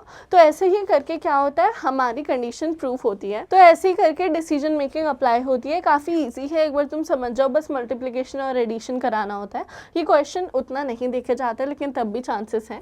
इवैल्यूएशन की बात करें एआई में, तो जैसे कि हमारे रिपोर्ट कार्ड होता है, जब रिजल्ट आता है तो उसमें पूरा इवैल्यूएट करते हैं बच्चे की अटेंडेंस कैसी रही, परफॉर्मेंस कैसी रही थ्रू आउट द ईयर, किस जगह उसने पार्ट लिया। उसी तरीके से ऐसा हमारा रिपोर्ट कार्ड आता है जिसमें परफॉर्मेंस चेक होती है, कैसे अच्छे से मॉडल ने में आंसर दिया नहीं दिया। इससे मॉडल की एक्यूरेसी, प्रिसीजन और रिकॉल को भी क्या कर सकते हैं, डिटरमाइन कर सकते हैं। इंपॉर्टेंस क्या है, इससे इंश्योर करते हैं जो एआई मॉडल बनाया है वो ट्रस्टवर्दी है, उसको हम यूज़ कर सकते हैं। फीडबैक प्रोवाइड करते हैं ताकि हम मॉडल को और अच्छे से इंप्रूव कर पाए, और जो हमारी रियल वर्ल्ड परफॉर्मेंस है उसको हम इंप्रूव करते हैं जो भी फीडबैक गंदे आते हैं। ट्रेन टेस्ट स्प्लिट की बात करें तो सबसे पहले होता है ट्रेनिंग सेट, ये हमें पता है ट्रेनिंग के टाइम पर काम आता है। टेस्टिंग सेट हमारा परफॉर्मेंस को वैलिडेट करने के काम आता है। क्यों नीडेड है, टेस्ट से हम रियल वर्ल्ड परफॉर्मेंस जान सकते हैं। जैसे अभी हमने देखा कि ट्रेनिंग डेटा तो रट के अच्छे से सीख लिया, लेकिन जब रियल लाइफ प्रॉब्लम आई, जब यूजर्स ने उसे प्रॉब्लम दी, तब उसने आंसर गलत दिया। तो इससे क्या होता है, हमारी जो ओवरफिटिंग है वो कम हो जाती है अगर हम उसको ट्रेनिंग डेटा के बाद टेस्टिंग डेटा से अच्छे से प्रैक्टिस कराएं, और इससे डेटा को मेमोराइज करना भूल जाएगा और सही में कॉन्सेप्ट समझेगा। वर्क फ्लो कैसे होता है, अनट्रेन मॉडल होता है, उसको हम डेटा के साथ ट्रेन करते हैं, वो प्रेडिक्शन बनाता है, फिर हम टेस्ट डेटा से उसको इवैल्यूएट करते हैं। ऐसे he never evaluate using training data, मतलब कभी भी इवैल्यूएशन ट्रेनिंग डेटा के ऊपर मत लो, क्योंकि उसको ऑलरेडी उसके आंसर मेमोराइज होंगे। अब यहाँ पर एक्यूरेसी एंड एरर की बात करें तो एक्यूरेसी क्या होता है कि कितनी करेक्शन हमने करी है, हमारे एआई मॉडल ने कितनी करेक्ट वैल्यूज दी है। तो फॉर्मूला क्या है, accuracy equal number of correct prediction upon total number of prediction into 100%। तो occurs when prediction is not equal to actual value. तो इसमें एरर क्या आता है कि जो हमारी प्रेडिक्शन आई है वो एक्चुअल वैल्यू से ही बड़ी है। मान लो हमने 20 जगह पर अपना जो है मॉडल ट्रेन करा है, लेकिन हमारी वैल्यू आ रही है 30, तो ये तो अनरियल अगर हमें आंसर दे रहे हैं तो मतलब एक्यूरेट नहीं है। या फिर हमारा एरर कम है और हमारे सही आंसर्स, जितना हमारा कम एरर होगा उतना ही अच्छा हमारा मॉडल होगा, और इससे हम अपने जो पैरामीटर्स है फाइन ट्यून यानी कि उनको अच्छा बना पाते हैं। क्लासिफिकेशन इन एआई की बात करें तो यहाँ पर क्या होता है, हमारा डेटा लेवल्स की फॉर्म में क्लासीफाई हो जाता है, जैसे कि फ्रूट और ग्रॉसरी। तो ये वही छोटे छोटे पॉइंट्स है जो हर चैप्टर में रिपीट होकर आता है। अब हम आ गए अपने कंफ्यूजन मैट्रिक्स में, तो ये सब क्या होता है। सबसे पहले हम बात करेंगे अपने फॉल्स पॉजिटिव की। तो फॉल्स पॉजिटिव में prediction and reality does not match, मतलब हमारी जो प्रेडिक्शन, जो हम प्रेडिक्शन लगाते हैं और जो रियलिटी है वो कभी मैच नहीं करती, और इसमें प्रेडिक्शन ट्रू होती है। अगर कंफ्यूजन मैट्रिक्स के बारे में पूछा जाए तो तुम ऐसे करके कोई भी डायग्राम टाइप बना सकते हो, मतलब तुम छोटा सा फ्लो चार्ट बना दो या टेबल बना दो, उसके भी अच्छे मार्क्स मिल जाएंगे। तो फॉल्स पॉजिटिव मतलब प्रेडिक्शन हमारी ट्रू थी, पॉजिटिव थी, लेकिन प्रेडिक्शन और रियलिटी मैच नहीं करती, तो इसे हम बोलते हैं फॉल्स पॉजिटिव। फॉल्स नेगेटिव की बात करें तो इसमें हम क्या करते हैं, प्रेडिक्शन और रियलिटी इसमें भी मैच नहीं करती, और यहाँ पर प्रेडिक्शन हमारा फॉल्स होता है। ट्रू नेगेटिव की बात करें तो यहाँ प्रेडिक्शन और रियलिटी मैच करती है, प्रेडिक्शन फॉल्स होता है, रियलिटी भी फॉल्स होती है। ट्रू पॉजिटिव की बात करें तो यहाँ पर प्रेडिक्शन ट्रू होता है, प्रेडिक्शन और रियलिटी मैच करती है। ये हमारा कंफ्यूजन मैट्रिक्स है, एक बार तुम इसे पढ़ लो, याद कर लो, इसका तुम डायग्राम बना सकते हो, कोई भी क्वेश्चन पूछे कंफ्यूजन मैट्रिक्स के ऊपर। अब इसे समझते हैं। यहाँ पर क्या है, सबसे पहले हमारे पास एक छोटू सा टेबल है, ये है कंफ्यूजन मैट्रिक्स। यहाँ पर है प्रेडिक्टेड पॉजिटिव, एक्चुअल पॉजिटिव, यहाँ है एक्चुअल नेगेटिव, प्रेडिक्टेड नेगेटिव। तो अब हम क्या करें, जैसे हम अपना मैट्रिक्स को यूज़ करते हैं, सबसे पहले हम ये वाला कॉलम उठाते हैं। यहाँ पर है वो कंडीशन क्या होगी जब एक्चुअली भी रियलिटी पॉजिटिव होगी और हमने सोचा हुआ भी पॉजिटिव होगा, तो उसको हम बोलेंगे ट्रू पॉजिटिव। अब हमारी सेकंड कंडीशन है कि जो एक्चुअल में रियलिटी थी वो तो नेगेटिव थी, लेकिन जो हमने सोचा था वो सही था, तो ये होगा फॉल्स पॉजिटिव, कि हमने तो सही सोचा था लेकिन वो एक्चुअली में फॉल्स हुआ। फिर उसके बाद आता है फॉल्स नेगेटिव पे, तो यहाँ पर क्या हुआ, एक्चुअली में तो ट्रू था लेकिन हमने उसे फॉल्स सोचा, तो वो क्या हो गया, फॉल्स नेगेटिव, क्योंकि हमने गलत सोचा। ट्रू नेगेटिव का मतलब है कि एक्चुअली में नेगेटिव था और हमने भी नेगेटिव प्रेडिक्ट करा था। तो इसको तुम एक बार ये टेबल को लर्न करोगे, फिर ऐसे तुम मैट्रिक्स को चेक करोगे, तुम्हें समझ में आ जाएगा कि ट्रू पॉजिटिव मतलब एक्चुअली प्रेडिक्टेड भी हमारा सब पॉजिटिव है। फॉल्स पॉजिटिव में हमने जो एक्चुअल सोचा वो तो गलत है, लेकिन जो हमने प्रेडिक्ट करा था वो सही है।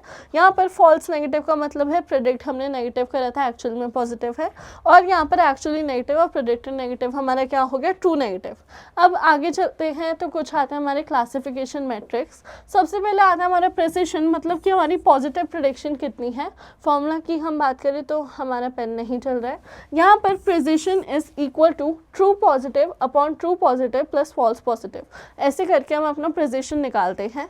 ट्रू पॉजिटिव ऊपर आएगा, true positive plus false positive हमारा फॉर्मूला हो जाएगा। इसको तुम याद कर सकते हो, इस पे एक न्यूमेरिकल उठ के आ सकता है। Use when false positive must be avoided, जैसे कि हमारा हो गया स्पैम फिल्टर। अब हम आगे चलेंगे तो यहाँ पर क्या लिखा है कि हम एक सिचुएशन को क्या कर सकते हैं, अवॉइड कर सकते हैं।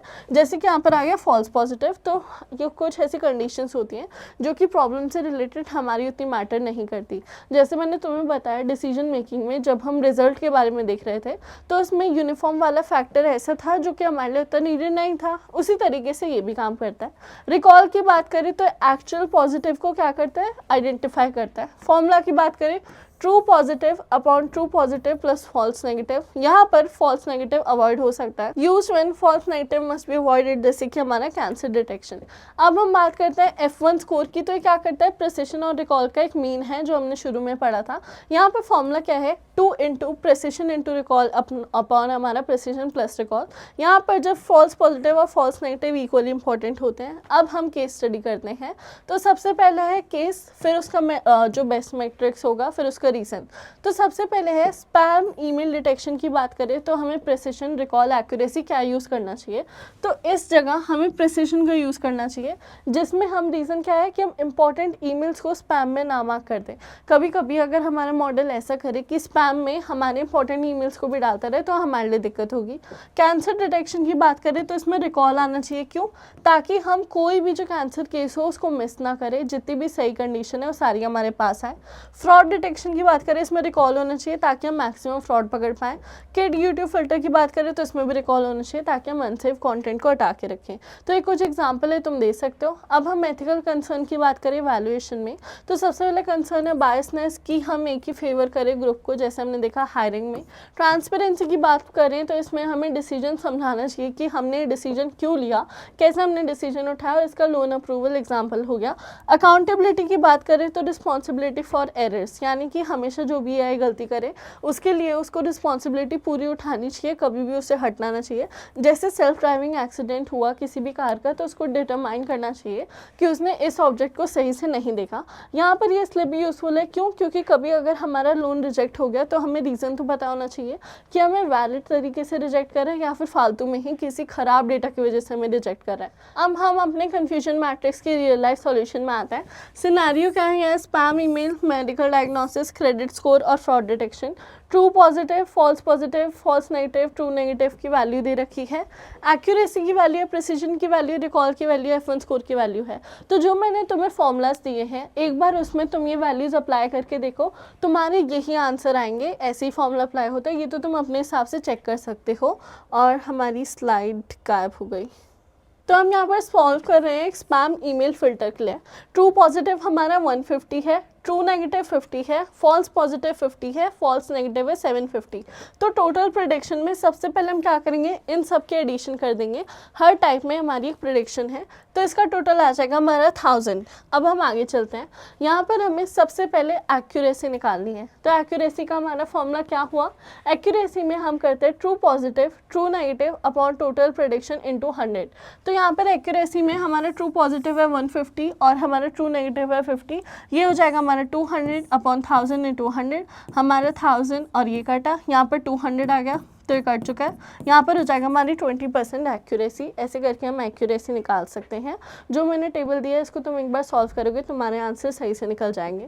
प्रिसिशन की बात करें, true positive upon true positive plus false positive into 100, तो यहाँ 150 अपॉन 150 प्लस 50 इंटू 100 हो जाएगा। 150 इंटू 200 इंटू 100 हमारा प्रिसिशन का फॉर्मूला हो गया और हमारी फाइनल वैल्यू आ गई 75%।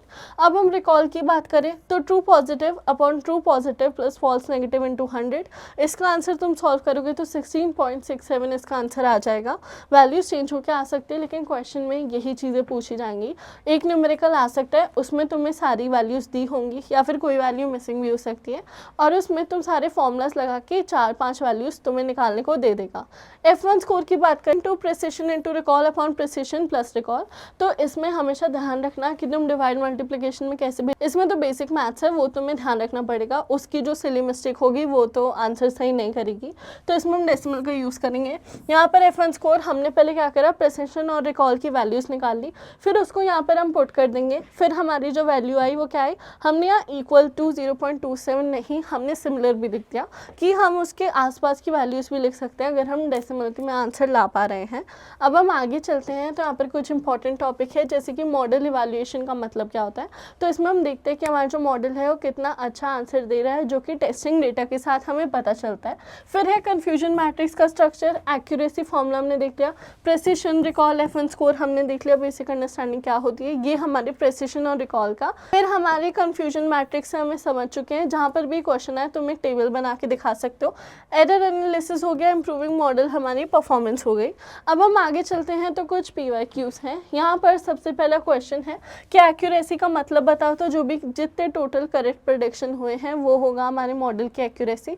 कन्फ्यूजन मैट्रिक्स के बारे में पूछा तो तुम्हें क्वेश्चन में पूरा मैंने बोला था ना, टेबल या फ्लोचार्ट टाइप बना के दिखा सकते हो, तुम्हें अच्छे से मार्क्स मिल जाएंगे।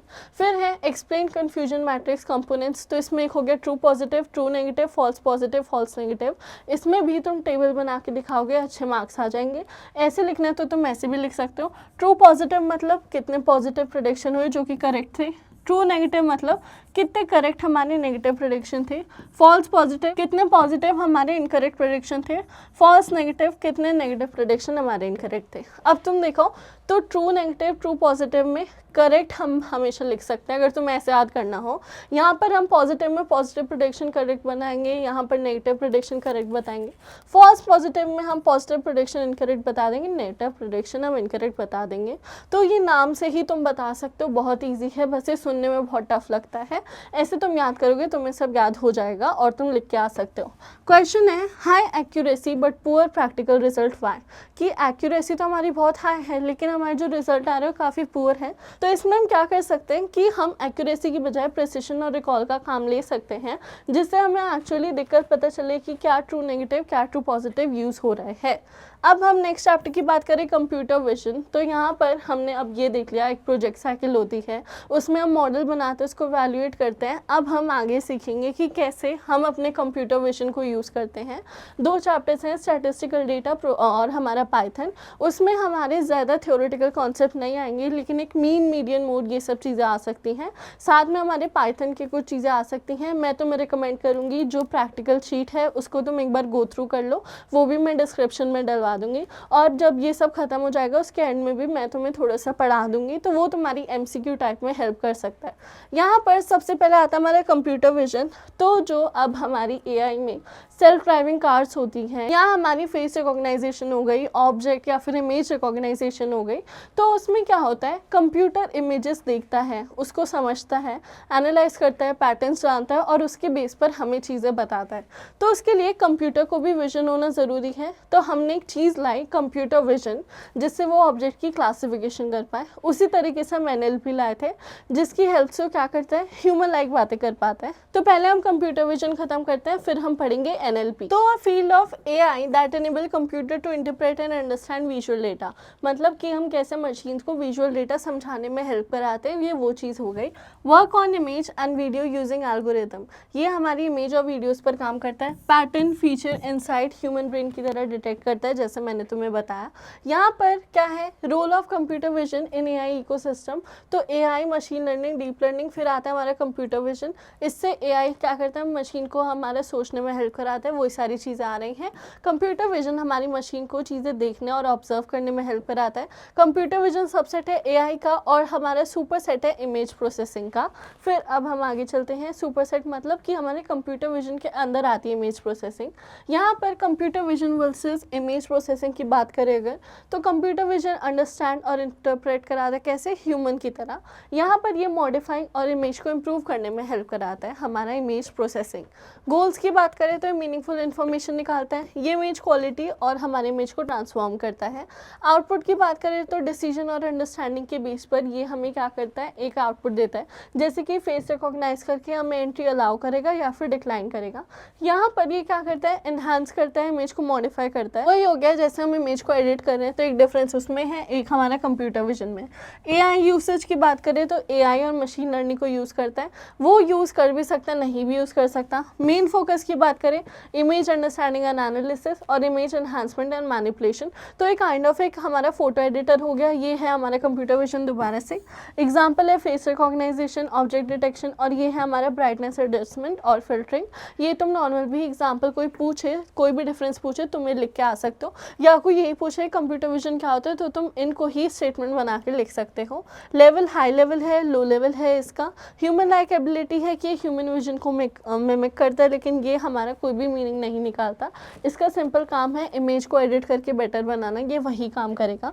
फिर है हमारा ह्यूमन लाइक एबिलिटी तो हो गई, लेकिन यहाँ पर रुक जाओ, हाँ अब दिख रहा होगा, ये हमारा एप्लीकेशन एरियाज। तो सेल्फ ड्राइविंग कार हो गई, सिक्योरिटी सिस्टम हो गए। अब तुम सोच रहे होंगे इसमें कंप्यूटर विजन क्यों चाहिए, तो अगर एक कार खुद से चल रही है एआई का यूज़ करके, तो सामने लोग भी होंगे, ऑब्जेक्ट भी होंगे, अगर वो वही चीज़ ना दिख पाए तो फिर कितने एक्सीडेंट हो सकते हैं।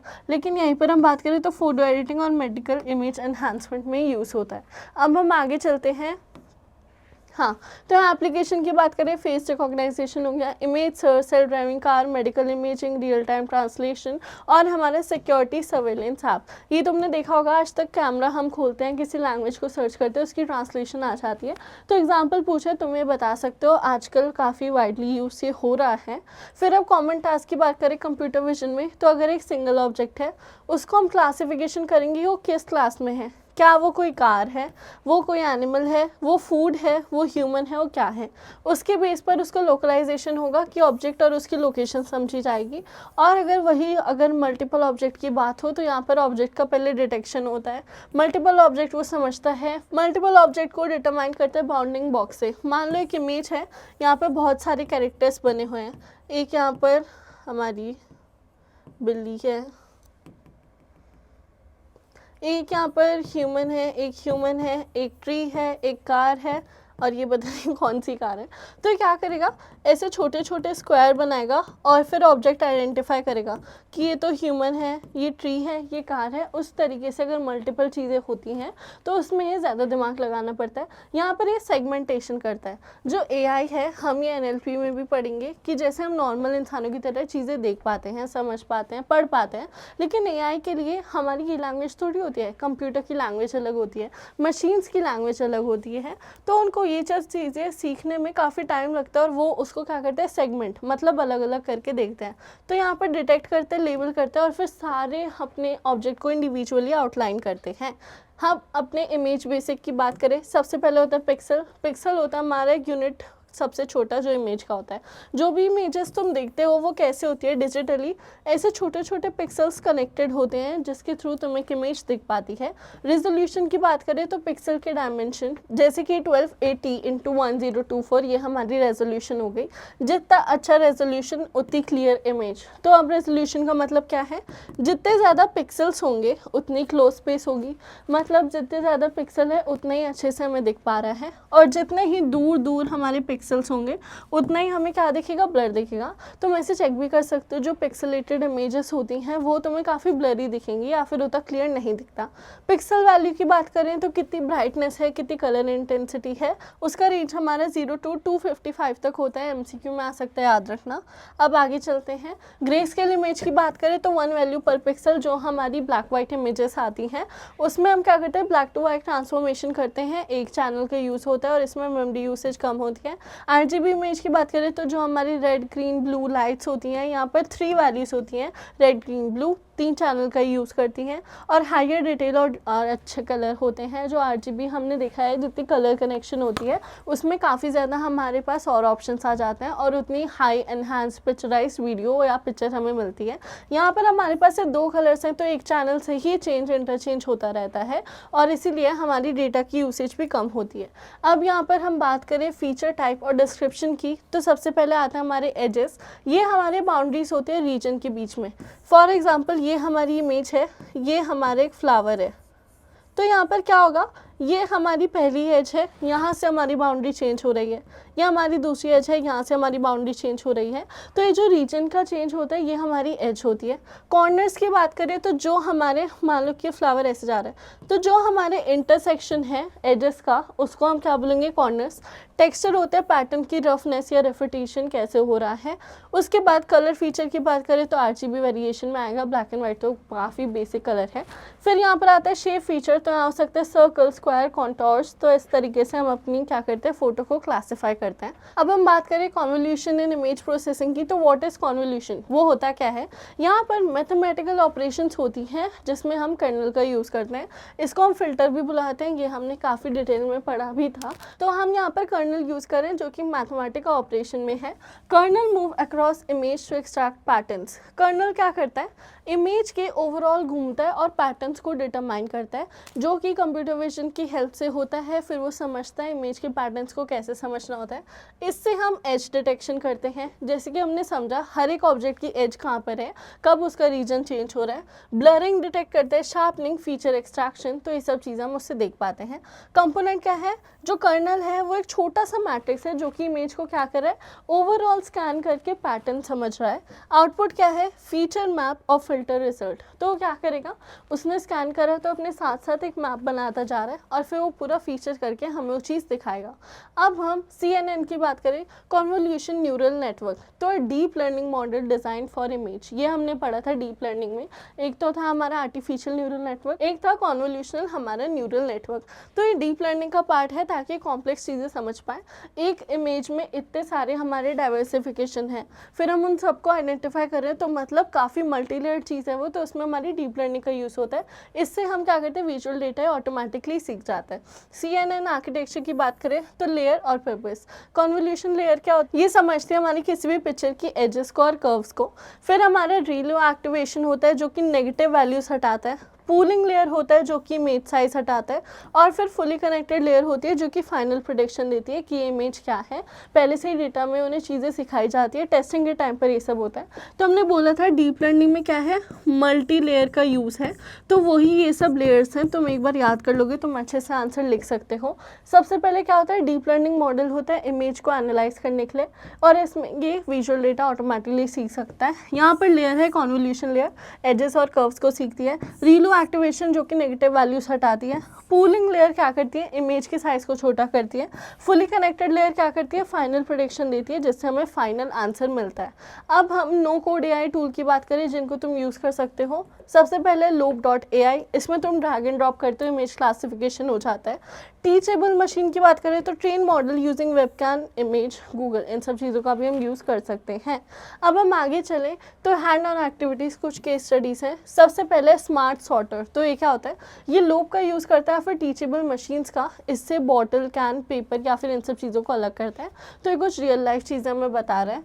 कोरल ब्लीचिंग डिटेक्शन क्या होती है, कोरल तुम्हें पता है जो हमारे सी बेड पर कोरल्स होती है बहुत सारी सुंदर सुंदर, तो ये टेम्परेचर, पीएच, पॉल्यूशन डेटा देखता है, फिर देखता है कि जो कोरल है वो हेल्दी है या फिर ब्लीच्ड है और अनहेल्दी है। और हमारा पेज, अरे रुको, हाँ, अब यहाँ पर कुछ इंपॉर्टेंट टॉपिक्स है कि हमारा कंप्यूटर विजन होता क्या है। तो हमें पता है हमारा ऐसा कंप्यूटर में AI टेक्नोलॉजी जिससे हम विजुअल डेटा को अच्छे से समझ पाते हैं, इंटरप्रेट कर पाते हैं। इमेज वर्सेस वीडियो डेटा होता है हमारे पास। यहाँ पर पिक्सल कॉन्सेप्ट हमने बेसिक पढ़ लिए हैं। इमेज रिकॉग्नाइजेशन में हम बहुत डीप चल जाते हैं CNN में। ऑब्जेक्ट डिटेक्शन में एक इंडिविजुअल ऑब्जेक्ट डिटेक्शन होता है, एक मल्टी ऑब्जेक्ट डिटेक्शन होता है। फेस डिटेक्शन एप्लीकेशंस बहुत सारी हो सकती हैं, एक तो हमारी फेस ID ही हो गई, साथ ही साथ जैसे हम स्नैपचैट में AI फ़िल्टर्स यूज़ करते हैं तो उसमें भी हमारा फेस डिटेक्शन होता है।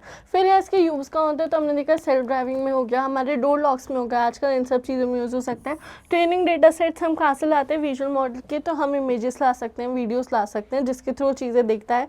लिमिटेशन और एथिकल कंसर्न्स क्या है, लिमिटेशन और एथिकल कंसर्न की बात करें कि अगर हमें अब इतनी सारी चीज़ें इस दुनिया में, इतनी सारी डाइवर्सिटी है, एक कंप्यूटर विजन को ट्रेन करने के लिए हमें बहुत बड़े अमाउंट में डेटा लाना पड़ेगा, जो कि मुश्किल हो सकता है, कॉस्टली हो सकता है। उसके साथ साथ एथिकल कंसर्न्स क्या है कि आजकल हमारा AI मॉडल क्या करता है, एक तो गलत डिटेक्शन करता है, काफ़ी चीज़ें ऐसी हैं जो कि वो पैटर्न्स गलत बताता है, बावजूद उसके पास लार्ज डेटा सेट है। साथ ही साथ प्राइवेसी भी इसमें ख़राब होती है, क्योंकि तुम एक बार अपना पैटर्न दे रहे हो तो AI उसके साथ कोई भी चेंजेस कर सकता है।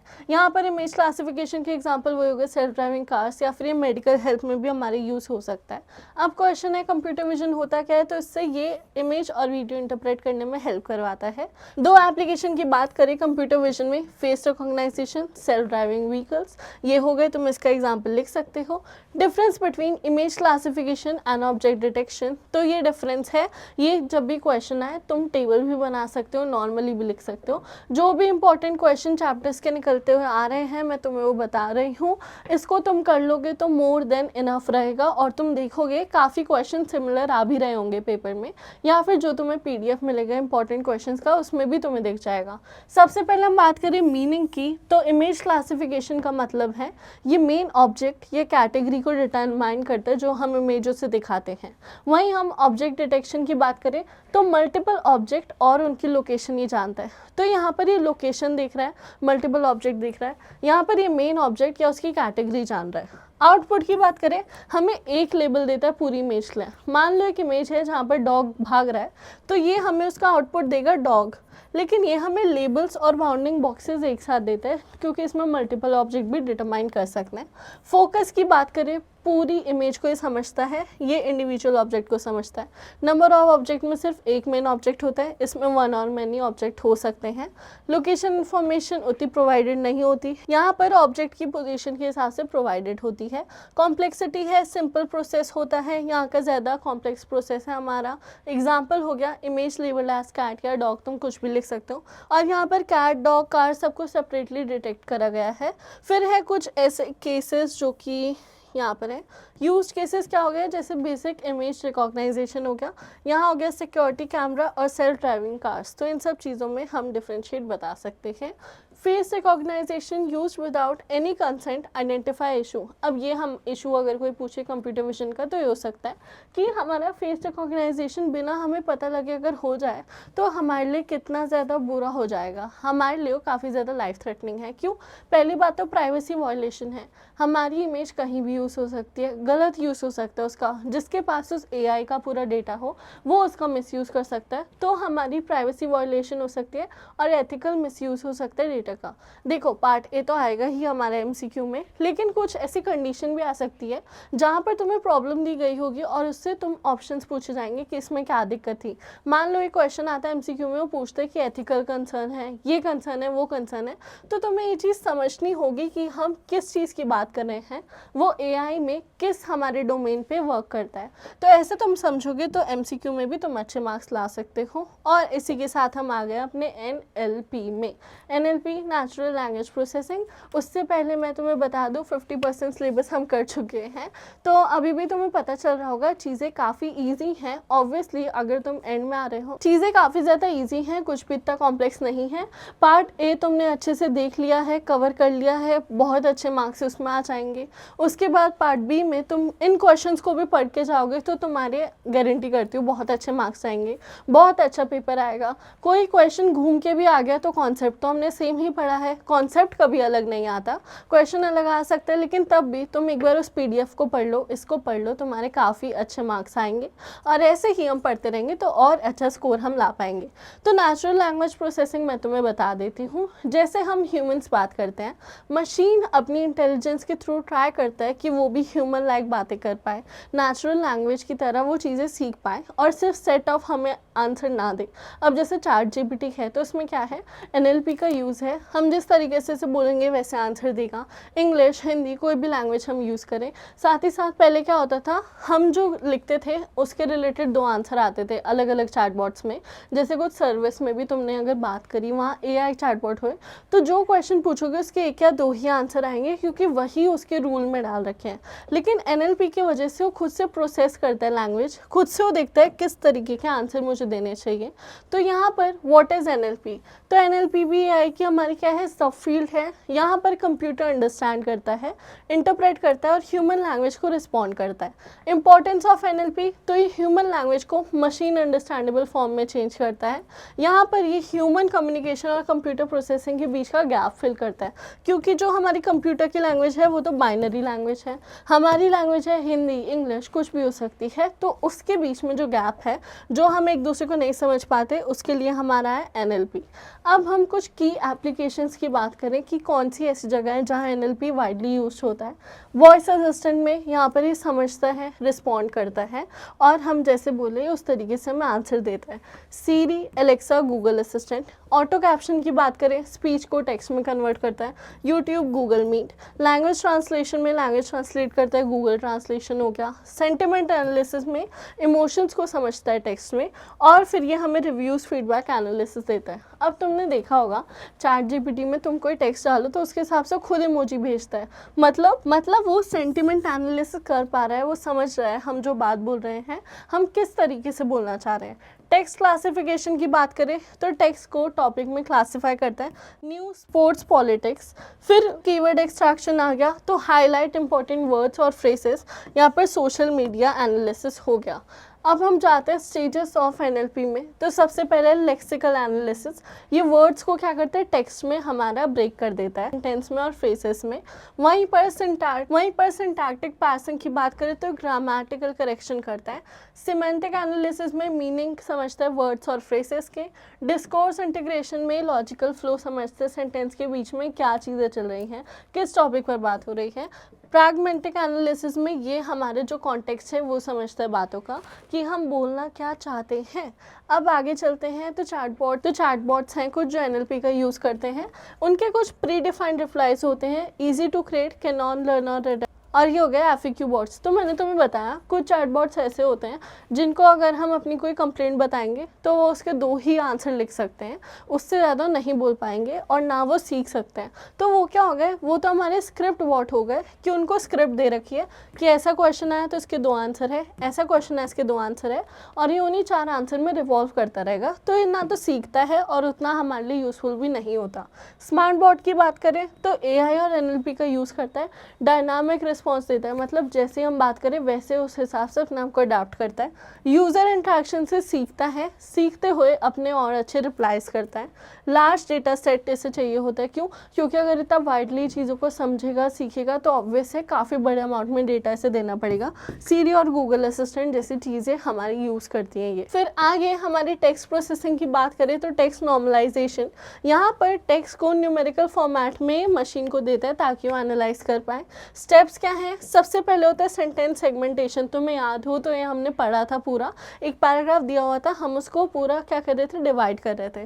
तो सबसे पहले क्या करता है, जो हमारे सेंटेंसेस हैं उनको ब्रेक कर देता है। पूरा पैराग्राफ ऑब्वियस है वो नहीं समझ पाते तो ये क्या करता है, जहाँ जहाँ फुल स्टॉप है उन सेंटेंस को हटाता है और उन्हें अलग अलग ब्रेक करता है। फिर होती है टोकनाइजेशन, कि ये जो सेंटेंस है उनको वर्ड्स में तोड़ता है, टोकन बनाता है छोटे छोटे, मतलब कि उन चीज़ों को चेंज करता है। क्लीनिंग की बात करें तो the, is, special character, number को हटा देता है जो हमारे लिए डेटा ज़रूरी नहीं है लैंग्वेज के लिए। जैसे मान लो यहाँ पर रिमूव अ स्टॉप वर्ड है, तो अगर रिमूव स्टॉप वर्ड लिखें तब भी वो समझ जाता है, तो ऐसे यूजफुल जो वर्ड्स नहीं हैं उनको हटा देता है। फिर है केस कन्वर्शन, मतलब अगर पूरे टेक्स्ट कैपिटल में है तो कैपिटल में चेंज कर देगा, स्मॉल में है तो स्मॉल में चेंज कर देगा। फिर स्टेमिंग क्या करता है, हमारे फॉर्म, वर्ड्स की फॉर्म को चेंज करता है। जैसे रनिंग को हम छोटे वे में रन भी लिख सकते हैं, तो बेसिकली उतना कम कर देता है टेक्स्ट जितना हो सकता है ताकि कंप्यूटर को ईजी हो समझने में। लेमेटाइजेशन की बात करें तो वर्ड्स को उनकी बेसिक फॉर्म में लाता है, जैसे वॉस को बी में ले आया, तो ये तो थोड़ी सी इंग्लिश भी आ गई, मैथ्स भी आ गई, सब कुछ आ गया इसमें। एग्जाम्पल ले तो हमारे टोकनाइजेशन में इसमें क्या करा है, इसने टोकन्स में हमारे वर्ड को स्प्लिट कर दिया। जैसे AI इज अमेजिंग में AI इज और अमेजिंग उसने अलग अलग कर दिया। रिमूव स्टॉप वर्ड की बात करें तो कॉमन वर्ड्स जो कि थोड़ा सा ही मीनिंग ऐड करते हैं उसको हटा देता है। जैसे AI इज अमेजिंग में इज होता ज़रूरी नहीं है, AI अमेजिंग होता तो भी वो मीनिंग समझ जाता। अब है स्टेमिंग और लिमिटाइजेशन, तो इसमें वर्ड्स को रूट फॉर्म में ले आता है। प्लेइंग को प्लेड को प्ले में ले आया। उसके बाद है convert text into usable form, text को नंबर में ले आता है। जैसे words converted into numerical data for AI model, तो हमारे जो वर्ड्स हैं उनको न्यूमेरिकल फॉर्म में ले आता है ताकि कंप्यूटर इजीली समझ पाए। तो जैसे एक छोटा बच्चा होता है जिसको हम सबसे पहले कोई सेंटेंस थोड़ी सिखाते हैं, ABCD ऐसे करके हम शुरू करते हैं, उसी तरीके से अपने लिए खुद से ही टेक्स्ट को छोटा कर देता है। यहाँ पर बैग ऑफ वर्ड्स की बात करें जिसको हम बो बोलते हैं, तो इसमें टेक्स्ट को क्या बोलते हैं, एज अ फ्रीक्वेंसी वेक्टर माना जाता है। ग्रामर वाले वर्ड्स को इसमें इग्नोर किया जाता है क्योंकि उतने यूजफुल नहीं है। यहाँ पर स्टेप्स क्या है, सबसे पहले टेक्स्ट को नॉर्मल कर दो, जितने छोटे फॉर्मेट में ला सकते हो उतना ले आओ। फिर एक डिक्शनरी बनाओ जिसमें ऐसे यूनिक वर्ड्स हैं जो कि उसकी वोकैबुलरी में ना हो। फिर है फ्रीक्वेंसी वेक्टर बनाओ कि मान लो एक हमारा बैग ऑफ वर्ड्स है, उसमें है हमारे 500 वर्ड्स, तो उसमें द हमारा हुआ 20 बार यूज़, हमारा हुआ 200 बार यूज़, तो ऐसे करके हम फ्रीक्वेंसी भी ला सकते हैं। अब आगे चलते हैं, TF-IDF term frequency, inverse document frequency, तो ये हमारा एक टर्म होता है जो NLP में यूज़ होता है। इसको हम समझे तो TF का मतलब है frequency of a word in a document. जैसे मैंने बोल दिया कि द जो हमारा है, ये पेन को ये हमारा 20 टाइम्स यूज़ हुआ है, तो हमारी फ्रीक्वेंसी क्या हो गई, द की 20। IDF मतलब rarity of a word across document, मतलब एक जो हमारा वर्ड है वो कितने रेयरली यूज़ हुआ है। फॉर एग्जांपल मान लो जो R है वो हमारा 2 बार यूज़ हुआ है, तो काफ़ी रेयरली हमने यूज़ करा है, तो हमारा क्या हो गया, इनवर्स डॉक्यूमेंट फ्रीक्वेंसी। इनवर्स मतलब उल्टा हो गया, तो ये तो है कितनी फ्रीक्वेंटली हमने वर्ड को यूज़ करा और ये उसका अपोजिट हो गया। TF-IDF वैल्यू की हम बात करें तो जितनी हाई वैल्यू होगी उतना ही इंपॉर्टेंट माना जाएगा उसे डॉक्यूमेंट के लिए। सबसे ज़्यादा इंपॉर्टेंट माना है को, वो हो गया 300 टाइम यूज़, तो उसको हम क्या करेंगे, एक TF-IDF वैल्यू दे देंगे। तो हम क्या करेंगे, इंपॉर्टेंट मानेंगे जितनी ज़्यादा फ्रीक्वेंसी होगी एक वर्ड की। एप्लीकेशन ने डॉक्यूमेंट की क्लासिफिकेशन करना, कीवर्ड को क्लासीफाई करना, टॉपिक मॉडलिंग करना या फिर कॉमन वर्ड्स को हटाना, स्टॉप वर्ड्स जो कि मीनिंग ऐड नहीं करते, बस अपने वर्ड को पूरा बनाते हैं। अब हम आगे बात करें तो यहाँ पर NLP के कुछ टूल है। सबसे पहले हमारा कोड टाइप टूल और एक है नो कोड। तो NLTK, स्पेसी और orange monkey learn, Python libraries होती हैं इसमें NLP, इसमें हम ड्रैग एंड ड्रॉप कर सकते हैं टेक्स्ट एनालिसिस के लिए। अब आगे चले तो कुछ इंपॉर्टेंट टॉपिक्स हैं, जैसे कि हमारी NLP की डेफिनेशन क्या हो गई, ह्यूमन लैंग्वेज अलग क्यों होती है और मशीन लैंग्वेज अलग क्यों होती है हमें पता है। टेक्स्ट प्रोसेसिंग बेसिक्स की बात हो गई, टोकनाइजेशन इसमें हेल्प कर दी है, वो टेबल तुम्हारा आ सकता है तुम उसे लिख लो। हमारे स्टॉप वर्ड्स हो गए, स्टेमिंग लिमिटाइजेशन हो गई जिसका मैंने तुम्हें आइडिया दे दिया, वो टेबल तुम एक बार करके जाओगे ये चैप्टर में, उसी से क्वेश्चन आएंगे। सेंटिमेंट एनालिसिस हो गया, रियल लाइफ एप्लीकेशन हमारे गूगल असिस्टेंट, सीरी हो गया, चैट बॉट्स और वर्चुअल असिस्टेंट हो गया। इसमें एक होता है हमारा स्क्रिप्ट बॉट जो कि नई चीज़ें नहीं सीखता है और उसी चीज़ में बस बंधा रहता है। अब आगे चले तो यहाँ पर है एक्सपैंड NLP, मतलब इसकी फुल फॉर्म क्या है, तो नेचुरल लैंग्वेज प्रोसेसिंग होती है हमारी NLP। टोकनाइजेशन क्या होती है, जब हम टेक्स्ट को वर्ड्स और टोकन्स में क्या कर देते हैं, डिवाइड कर देते हैं। मान लो कि ये हमारा पूरा एक सेंटेंस है, तो इसमें टोकन्स क्या हो गए कि हमने छोटे छोटे टोकन्स बना के रख दिए पूरे सेंटेंस का, तो उसी को हम बोलते हैं explain text pre processing step. हाँ, इसका एग्जांपल लिखना हो तो एक सेंटेंस लिख देना और पेंसिल से उसके छोटे छोटे टोकन्स बना के उनको अलग दिखा देना। फिर है explain text pre processing step, तो सबसे पहले इसमें क्या होता है, क्लीनिंग होती है, प्रिपेयरिंग होती है टेक्स्ट की। जब एक बार वो अपने सबसे शॉर्टेस्ट फॉर्म में आ जाता है फिर उसे कंप्यूटर के पास दिया जाता है ताकि उसके लिए इजी टू अंडरस्टैंड हो। स्टेप्स ऑफ टेक्स्ट प्रिपरेशन की बात करें तो टोकनाइजेशन क्या हो गया कि हमने छोटे यूनिट्स में अपने वर्ड्स को ले आए। रिमूविंग स्टॉप वर्ड्स क्या हो गए, वो वर्ड्स जो कि उतने यूजफुल नहीं हैं, बस हमने उसे ऐड कर रखे हैं और उसके बिना भी चीज़ें समझी जा सकती हैं। अब स्टेमिंग लिमिटाइजेशन की बात करें तो वर्ड्स क्या होते हैं, रूट फॉर्म में हमारे रिड्यूस हो जाते हैं, जैसे प्लेइंग को प्ले, रनिंग को रन, कुकिंग को कुक। यहाँ पर है टेक्स्ट को हम यूजेबल फॉर्म में बनाते हैं, जैसे कि हमारा न्यूमेरिकल और स्ट्रक्चर फॉर्म जो कि कंप्यूटर को समझ में आए। फिर है give two NLP application, chatbot और सेंटिमेंट एनालिसिस हो गया। सेंटिमेंट में वो इमोशन समझना है, चैटबॉट में वो ये दिखता है कि कैसे, सेंटिमेंट एनालिसिस हो गया। अब आगे चलते हैं, यहाँ पर क्वेश्चन है AI एनालाइज करता है कस्टमर के रिव्यू पॉजिटिव और नेगेटिव में, तो हमें इसमें क्या करना है, अपना जो भी फीडबैक का स्टाफ है, तो हमारे एनएलपी का टास्क है कि हमें समझना है हमारी फीडबैक पॉजिटिव है या नेगेटिव है। तो यहाँ पर सेंटिमेंट एनालिसिस होगा, क्यों? क्योंकि हम कस्टमर के इमोशन से ही समझ पाएंगे उसे हमारा ब्रांड, हमारी प्रोडक्ट कैसे लगे। यहाँ पर एक्सप्लेनेशन क्या है, sentiment analysis is use to identify, जो टेक्स्ट हमारा पॉजिटिव, नेगेटिव, न्यूट्रल है, तो ये सब इमोशंस होते हैं कस्टमर के, उसे देखकर ही वो ये सब सीख पाता है। देखो अब ये सारे सिलेबस तो हमारे हो गए जो थ्योरी बेस्ड थे। सबसे पहले था हमारा स्टैटिस्टिकल डेटा, मुझे इसकी स्पेलिंग आती है तो मैं सब्जेक्ट खराब नहीं बताऊंगी। तो स्टैटिस्टिकल डेटा का मतलब क्या होता है, अब देखो ये हमारे मैथ्स का कंपोनेंट है। ये क्यों इम्पॉर्टेंट है, जब हम मैथ्स को एआई में ऐड करते हैं उससे क्या होता है, उससे हमारी एआई और बेटर वर्क करती है। एआई हमारा क्या है, अच्छे से इंटेलिजेंस का यूज़ करके हमें आउटपुट देती है, रिजल्ट देती है। मैथ्स क्या करता है, क्रिटिकल थिंकिंग करता है, हमें और कॉम्प्लेक्स आइडिया को भी सॉल्व करके देता है। हम बोलते हैं ना मैथ्स करना अच्छा होता है जिससे हमारा माइंड शार्प होता है, उसी तरीके से मैथ्स और एआई का जब क्या होता है साथ में इंक्लूजन होता है तो बहुत अच्छे रिजल्ट देता है। हमें स्टैटिस्टिक्स, प्रोबेबिलिटी, प्रेडिक्शन, इन सब चीज़ों में हेल्प देता है।